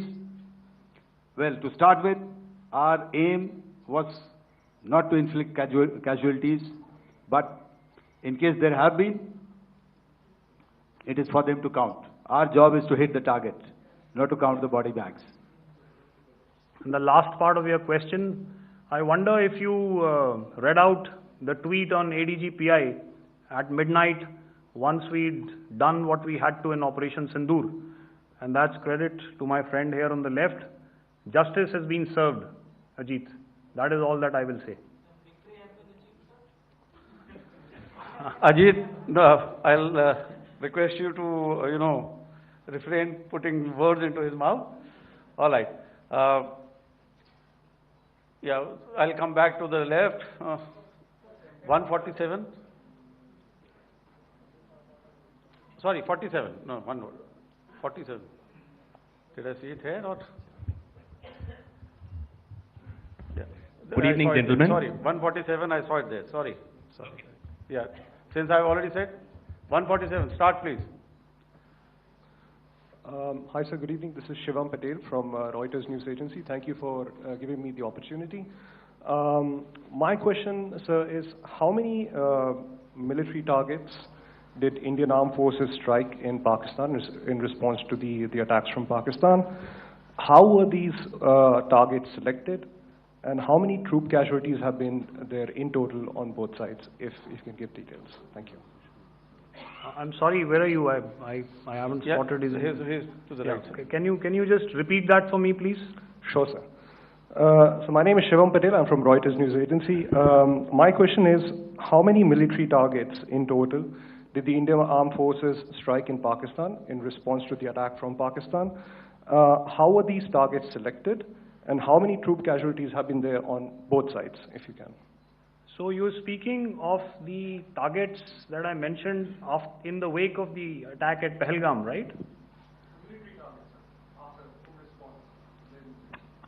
Yeah, I think it's amply clear to everybody here that the Pakistan army has not crossed the international boundary, neither in the plain sector nor on the line of control. So the intrusions have been in the air. There have been certain attempts on the line of control when ceasefire violations have been on to try and infiltrate and carry out and perpetrate activities that we are all very well familiar with. Whether these are by terrorists or by the Pakistan army or its special forces and commandos is difficult to say, but each of these have been effectively thwarted. So therefore, as far as engagements of military targets on the other side is concerned, I thought Air Marshal Bharti covered those very well and in detail, and he also mentioned as to how they went about targeting those. I think those images were very clear and very, very graphic in telling us as to what we needed to hit. And you'll remember right at the outset I said that we even went into what was the construction in each of these locations and therefore decided on the vector that had to be utilized. Please. Okay, if I could add to what the DGMO has said, I have already detailed the targets. Now, whether it is X numbers or Y numbers that is immaterial. And what damage have we inflicted, you have seen. What are the casualties on the other side? As I said, that is for them to count. As far as we are concerned, from the air defense side, if they had a choice, they would have definitely come in. They are fighters, there are more numbers of UCAVs. It is not that they did not intend to come in. It is only that our robust AD posture prevented them from coming in. So that must be known, and that must be realized by all the audience here. Yeah, I'll come to the left now, 24.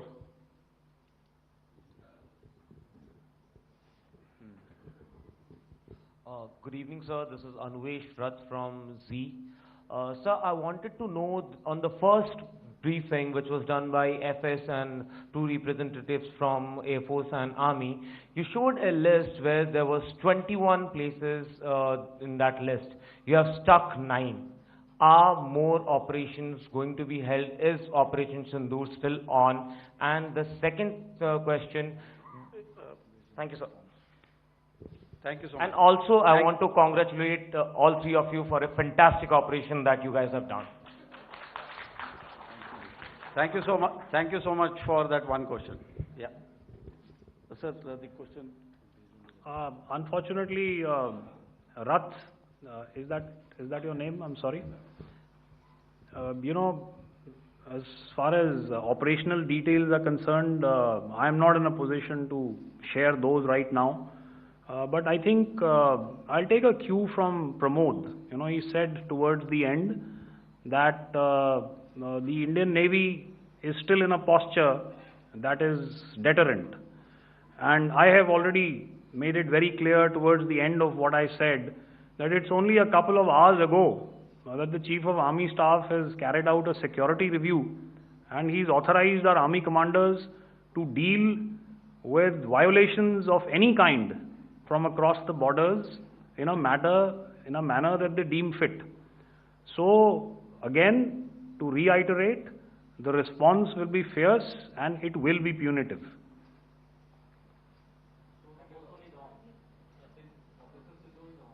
Yes.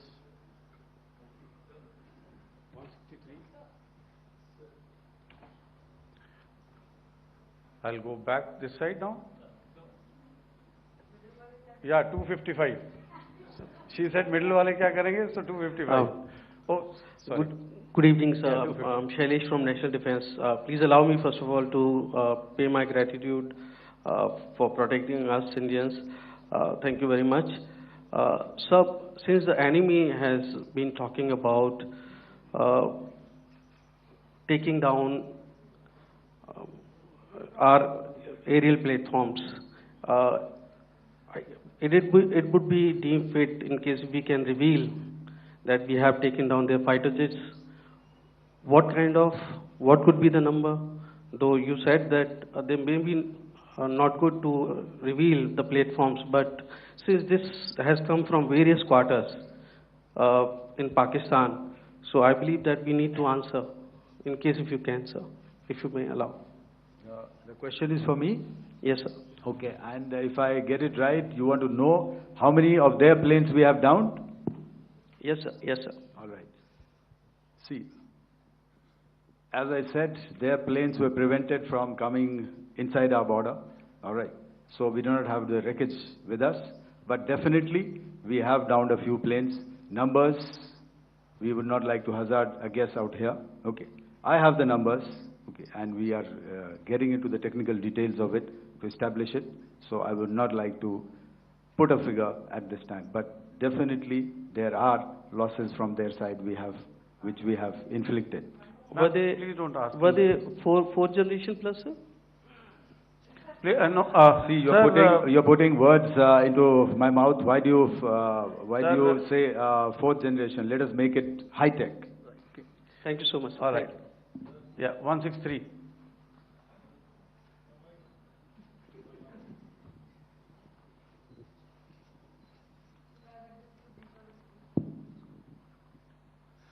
Sir मैं मंजीत नेगी हूँ आज तक से। मेरा सवाल ये है कि इस पूरे ऑपरेशन में जो आतंकी ठिकानों को निशाना बनाया गया, क्या नंबर्स कुछ बता सकते हैं कितने आतंकी मारे गए? कुछ नाम सरकार मतलब कुछ नाम मीडिया में आए भी हैं जो बड़े उसके मास्टरमाइंड थे। और एक सवाल जो आज एयरफोर्स ने भी एक ट्वीट किया कि ऑपरेशन सिंदूर अभी जारी है और सरकार की तरफ से भी कहा गया। और पिछली बार जब विदेश मंत्रालय की प्रेस कॉन्फ्रेंस पहली हुई थी उसमें वो लिस्ट दिखाई गई थी कि 21 टेरर कैंप आइडेंटिफाई किए। तो क्या जो बाकी बचे हुए टेरर कैंप उन पर भी कार्रवाई होगी? और एक नंबर अगर आप बता पाएं कितने टेररिस्ट मारे गए? Sir, before you answer, sir, before you. Manjeet ji, 3 questions. The third one has just been asked here before. So 21 this thing. So I'll request the first to be answered so that we have more number of people who can ask. Manjeet, जब मैंने statement दिया तो मैंने शुरू में ही कहा कि जैसे ही ऑपरेशन सिंदूर कॉन्सेप्चुअलाइज हुआ तो हमारा जो पीछे की कार्रवाई होती है स्पेड वर्क और टारगेट्स को आइडेंटिफाई और एनालाइज करने की कार्रवाई शुरू हो गई थी। मैंने जब स्टेटमेंट दिया तो मैंने बताया कि बहुत सारे थे, हमने 21 दिखाए होंगे और भी हैं, लेकिन वो लिस्ट फिल्टर करते करते 21 तक पहुंची। अब क्या आगे एंगेज किए जाएंगे? अगर ज़रूरत पड़ेगी तो ज़रूर एंगेज किए जाएंगे, लेकिन मैंने बताया कि इस समय जो इंट एजेंसीज ने हमें बताया कि फलाने कैंप में प्रेजेंस है, हमने उनको एंगेज किया। कुछ नाम मैंने लिए, कुछ नाम अभी पुख्ता किए जा रहे हैं। मैंने आपको बताया कि जो इंट एजेंसीज ने अभी तक असेसमेंट किया है उसमें उन्होंने कहा है कि तकरीबन 100 से ज़्यादा मारे गए हैं। और एक आज आपने तस्वीर भी देखी कि काफ़ी प्रोमिनेंट जो फ्यूनरल था, काफ़ी प्रोमिनेंट एक जो हस्ती हैं वो ऑर्गेनाइज कर रहे थे। और उस फ्यूनरल में और कौन कौन लोग अटेंड कर रहे थे वो तो आपने देखा ही। तो आप लोग सब समझदार हैं और मुझे ये कहने की ज़रूरत नहीं है कि इन लोगों को कहाँ से सपोर्ट मिल रहा है। अगर नहीं मिल रहा होता तो ऑपरेशन सिंदूर नहीं होता, तो उसी की वजह से है ये ऑपरेशन। तो मेरे ख्याल से मैंने आपके सारे सवालों का जवाब दे दिया। Ma'am sir, next is from 17। Sir मेरा नाम अंजू निर्वाण है, TV9 भारतवर्ष से। सर मेरा सवाल ये है कि ऑपरेशन सिंदूर में हमारी जो इंडियन नेवी है उसके बारे में सर थोड़ा सा बताएं कि किस तरह की उसकी भूमिका रही, क्योंकि हमने इस दौरान सर देखा कि बहुत सारी स्पेकुलेशन भी रही और ये बोला गया कि कराची तक हमारी नेवी ने ऑपरेशन किया है। तो सर इस पे थोड़ी सी क्लैरिटी चाहिए। और सर हमने कौन कौन से फाइटर एयरक्राफ्ट डाउन किए हैं, अगर उसका भी थोड़ा सा क्लैरिटी मिल जाए तो अच्छा रहेगा। तो मैं आपका पहले सवाल का जवाब दूंगा। I will make few sentences and leave it for your imagination. First of all, as I mentioned, we have quantitative and qualitative edge to deliver a massive blow to our adversary, and we completely dominate in the maritime front. Indian Navy's action is part of the escalation ladder mechanism which we have worked out amongst three services. This time, if Pakistan dare take any action, and Pakistan knows it, what we are going to do. That's all. Okay. आपके सवाल का जवाब मैं पहले दे चुका हूं। आपके सवाल का जवाब मैं पहले दे चुका हूं, इसलिए मैं बस उस तक ही सीमित रखूंगा और इतना कहना चाहूंगा कि आने वाले दिनों में आपको खुद ही पता चल जाएगा और ऐसी बातें छुपी नहीं रहती हैं, तो पता चल जाएगा। So at this time we'll just let it be. Okay, ladies and gentlemen, we have one or two more questions, sir. So please, they are going to be outside. You can speak to them there also. 104.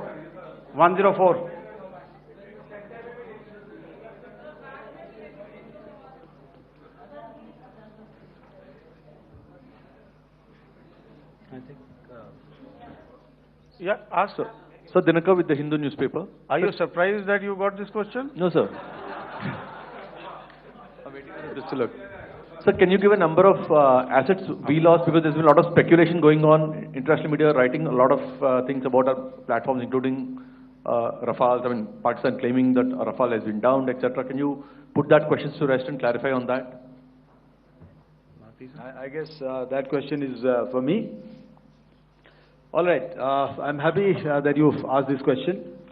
You know, we are in a combat scenario, and losses are a part of combat. The question that you must ask us, okay, and indeed that we must ask ourselves, you inclusive, is have we achieved our objectives?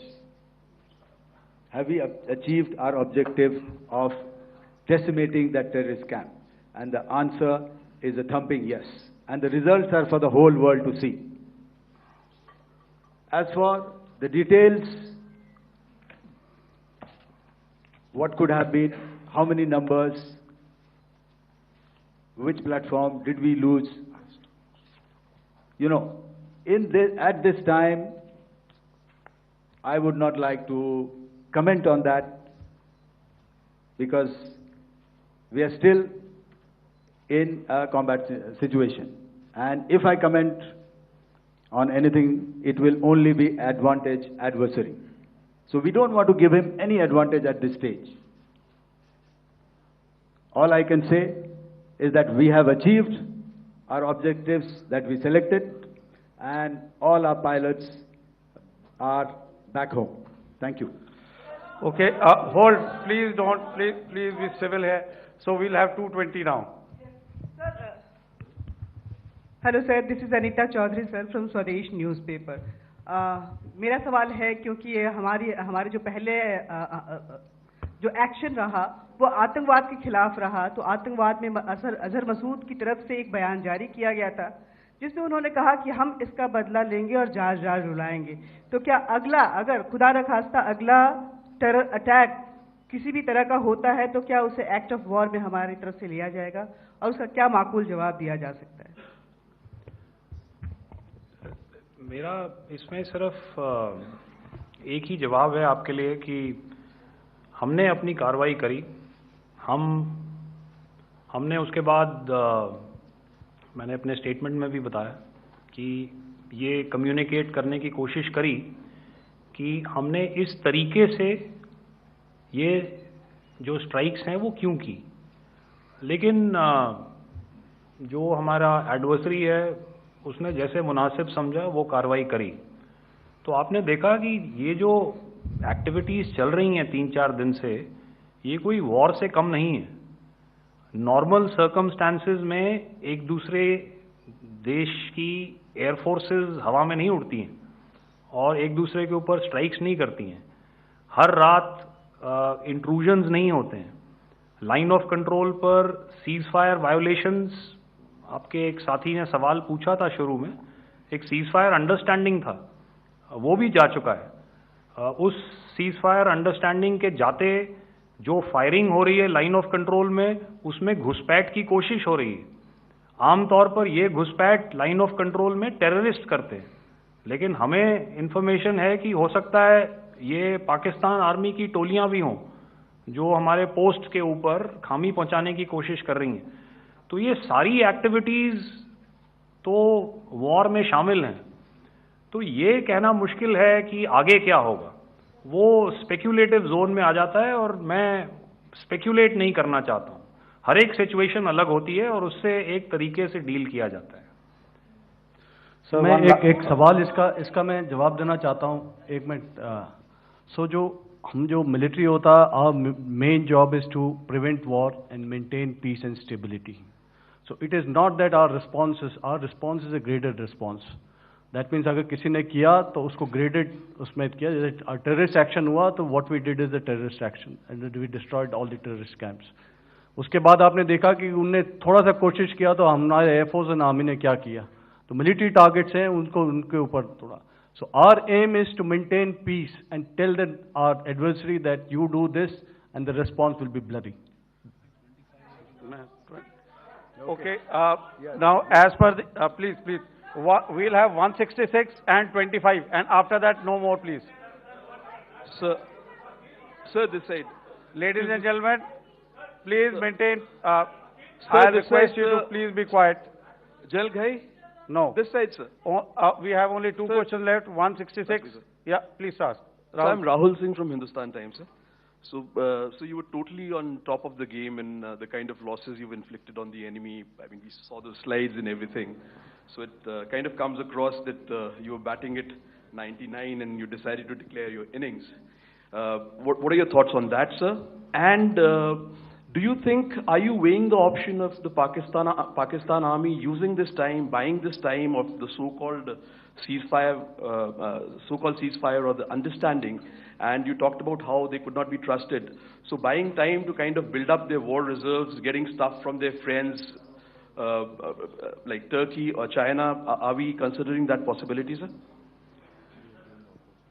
Look, see, the call came from the Pakistani side to speak about cessation of hostilities.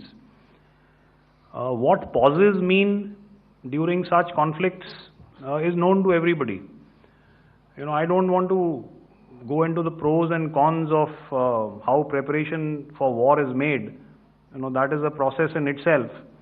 But I think my senior colleague here, the DG Air Operations, spoke, or he alluded at least, you know, to what this operation was precisely and specifically meant for. And I think that's something that we achieved, you know, right at the outset. Had we had the option not to go further, we probably wouldn't have. But we've been compelled to be in this situation. And as you've seen, the armed forces of India and you've got the 3 Director Generals sitting here. We are always prepared to face any eventuality. And like I said, that's for the sovereignty, the territorial integrity, and the safety of our citizens. So whatever has to be done will be done. I'm not so concerned about what Pakistan will do in this time. I'm only concerned about what we will do. We have a roadmap and a plan, and we will follow it diligently, and we will follow it to the T. That's the contention that I want to make here today. Ma'am, please. Okay, the last question, and ma'am, 25. She's been asking since the first one. Sir, I'm Nandita. Sir. She's not asking a question. Sir, I'm Nandita Dagar, DAGAR from DD News and DD India. Sir, I wanted to ask you that my question is to General Ghai. Sir, you spoke to your counterpart yesterday and the Pakistani counterpart. Sir, what is the Indian Army's assessment that despite that agreement, that talk that you had, despite that agreement coming into effect at 1700 hours yesterday, why did they violate it? And number 2, yesterday at the Joint Defense Ministry and Foreign Ministry briefing, Wing Commander Vyomika Singh and Colonel Sophia Qureshi had told us that we have cited the Pakistani troops amassing at the borders and at the LOC. Sir, has that situation changed? Have they withdrawn?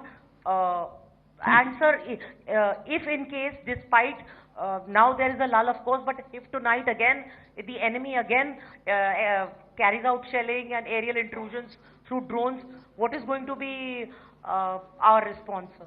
Thank you. So, without outlining the specifics of that response, I've already made it clear that there will be a response, and it will be fierce and it will be punitive. Why the Pakistan Army chose the option of violating the understanding that was arrived at earlier yesterday, I think that's a question that we best answered by the Pakistan DGMO. I wouldn't be able to, give you that. But, in situations such as these, and if you go back into any conflict, sometimes these understandings take time, to fructify and manifest on ground. But without, getting into the reasons, it is our mandate to be prepared at all times, and that we were. It's not as if because there was an understanding we weren't prepared. I must tell you that the armed forces were on a very, very high alert, and they continue to be in that state even as we speak. Oh, all right. Ladies and gentlemen, please, ma'am, please. Okay, thank you so much for coming today. Those who have missed asking a question, see, I knew I'll grab this attention from you like this. Those who have missed the opportunity to ask a question can give me a written one. I'll definitely get back to you with that. And also, they are they are invited for a cup of tea in my office day after tomorrow. Thank you, ladies and gentlemen, for coming. Thank you. Thank you very much. Jai Hind. Jai Hind.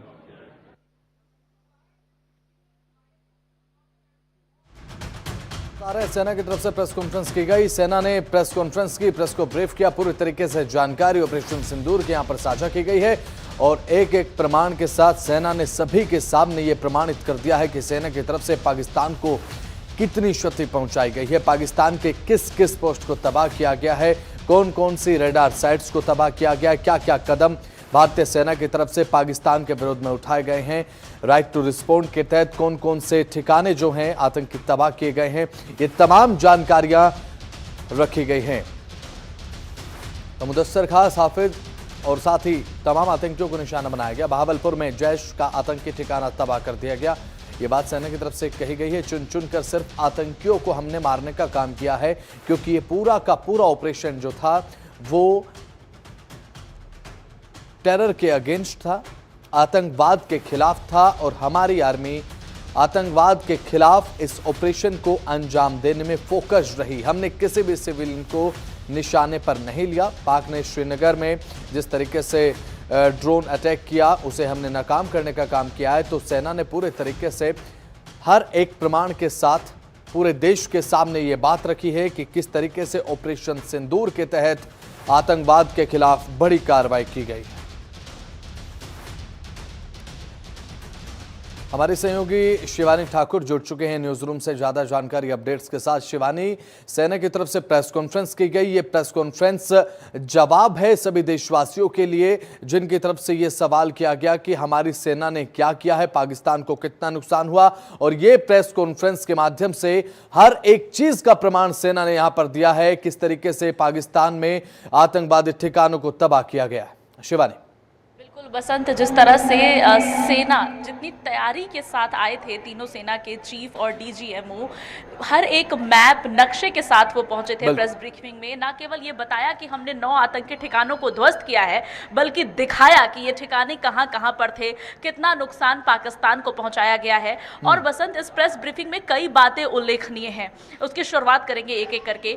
सबसे पहले ये साफ किया गया सेना की तरफ से, हमारे देश में कल से सीज फायर लागू होने के बाद जो नैरेटिव बनाया जा रहा है कि पूरे देश की जनता खुद को ठगा हुआ सा महसूस कर रही है, तो ये उनके लिए भी संदेश है, जानकारी है। सेना ने साफ किया है कि 100 से अधिक आतंकी मारे गए, 9 आतंकी ठिकानों को निशाना बनाया गया, और इसके साथ पाकिस्तान की तरफ से जब ड्रोन्स 100 से अधिक ड्रोन्स भारत में भेजे गए, तो जवाबी कार्रवाई में भारत की तरफ से जो हमले किए गए उसमें 35 से 40 पाकिस्तानी सेना के लोग मारे गए हैं। यानी कि बसंत, इसको समझने की कोशिश करिए, जवाबी कार्रवाई में भारत केवल आतंकियों को निशाना नहीं बनाएगा। अगर पाकिस्तान आतंकियों का वकील बन के सामने आता है तो पाकिस्तानी सेना के जवान भी मारे जाएंगे। 35 से 40 अफसरों को मारा गया इस हमले में। और इसके बाद एक और बात यहाँ पर उल्लेखनीय है बसंत, कि भारत को कोई नुकसान नहीं पहुंचा, ये भी साफ किया गया।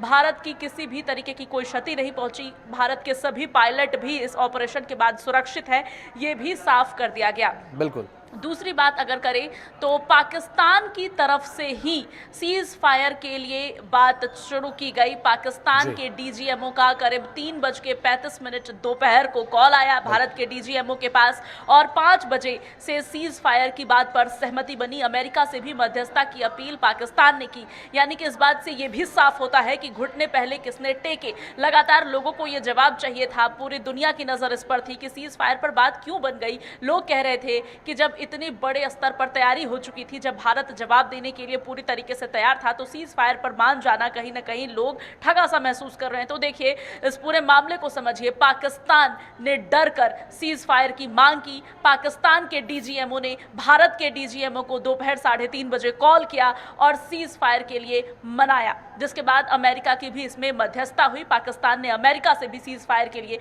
गुहार लगाई। बसंत, इस पर भारत का डोमिनेंस साफ दिखता है। जिस तरह से प्रधानमंत्री नरेंद्र मोदी ने भी प्रेस वार्ता से पहले बयान दिया, आपने और हमने सबने सुना, जिसमें प्रधानमंत्री ने कहा कि अगर उधर से एक गोली चलेगी तो इधर से गोला चलेगा। और अभी सेना की ब्रीफिंग में भी यही कहा गया है, और यहां तक कि कहा गया है कि सीज फायर पर भले ही सहमति बन गई हो, लेकिन अभी भी तीनों ही सेना के जवान अलर्ट मोड पर रहेंगे, क्योंकि पाकिस्तान का भरोसा जैसे कि चलिए ठीक है, बहुत बहुत शुक्रिया शिवानी, दर्शकों को अपडेट्स आपने दी। तो सेना की तरफ से प्रेस कॉन्फ्रेंस की गई। तो चलिए फिलहाल इस बुलेटिन में इतना ही, देखते रहें जनता। नमस्कार।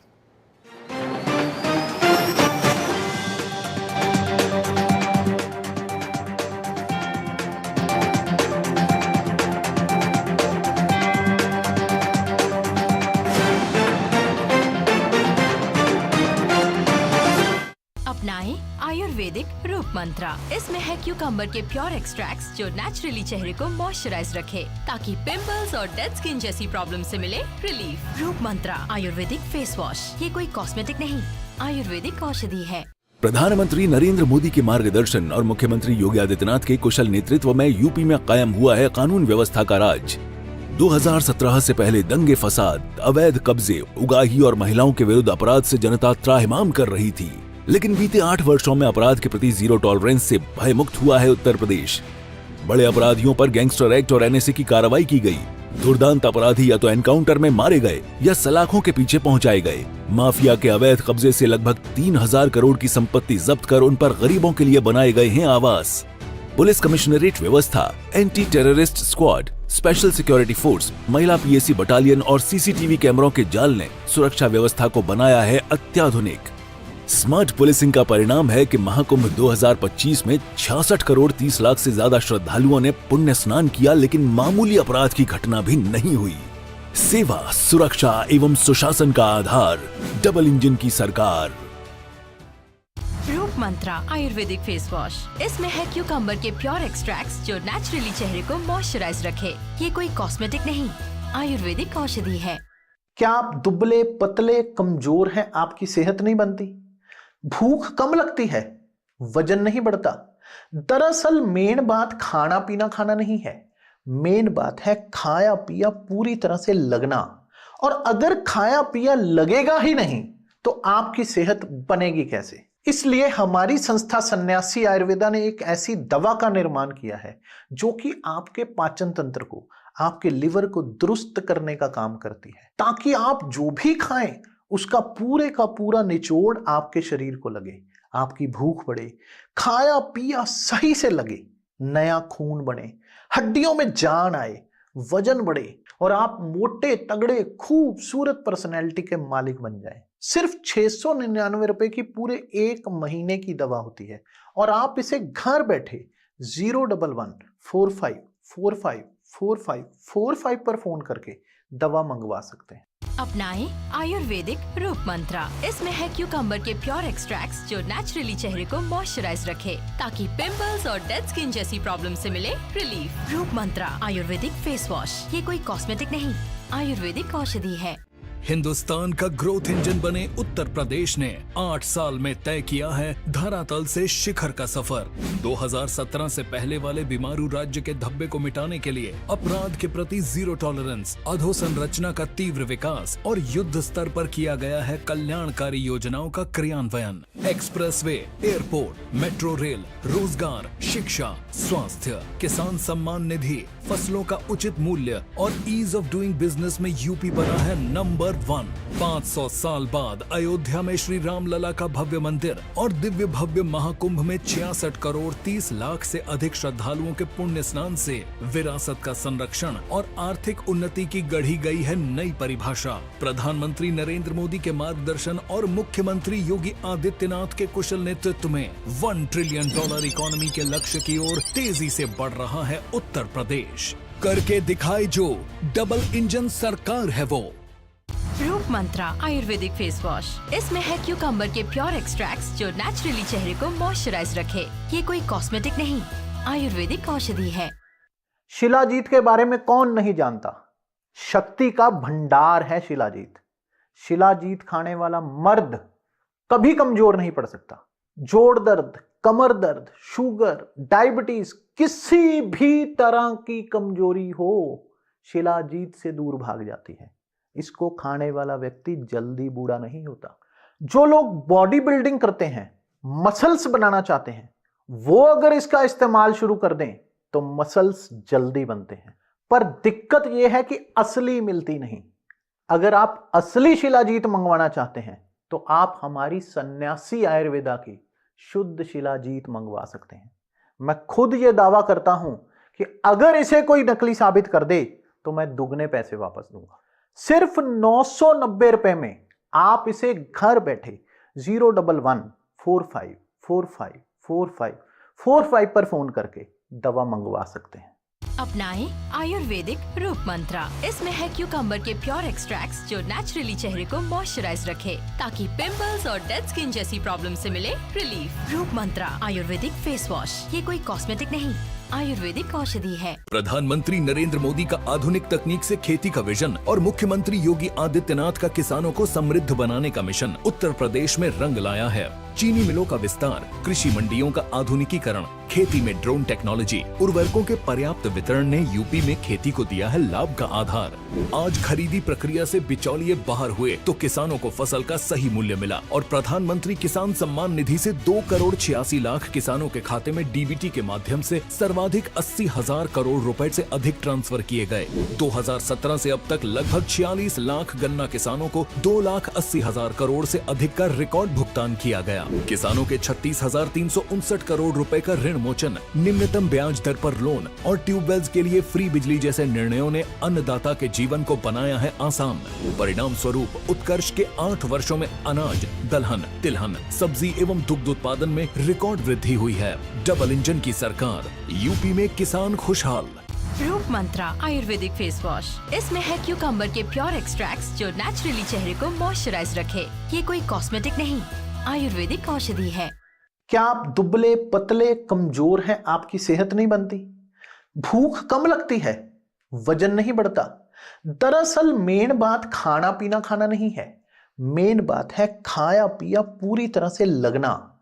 और अगर खाया पिया लगेगा ही नहीं तो आपकी सेहत बनेगी कैसे? इसलिए हमारी संस्था सन्यासी आयुर्वेदा ने एक ऐसी दवा का निर्माण किया है जो कि आपके पाचन तंत्र को, आपके लिवर को दुरुस्त करने का काम करती है, ताकि आप जो भी खाएं उसका पूरे का पूरा निचोड़ आपके शरीर को लगे, आपकी भूख बढ़े, खाया पिया सही से लगे, नया खून बने, हड्डियों में जान आए, वजन बढ़े और आप मोटे तगड़े खूबसूरत पर्सनैलिटी के मालिक बन जाएं। सिर्फ 699 रुपए की पूरे 1 महीने की दवा होती है और आप इसे घर बैठे 01145454545 पर फोन करके दवा मंगवा सकते हैं।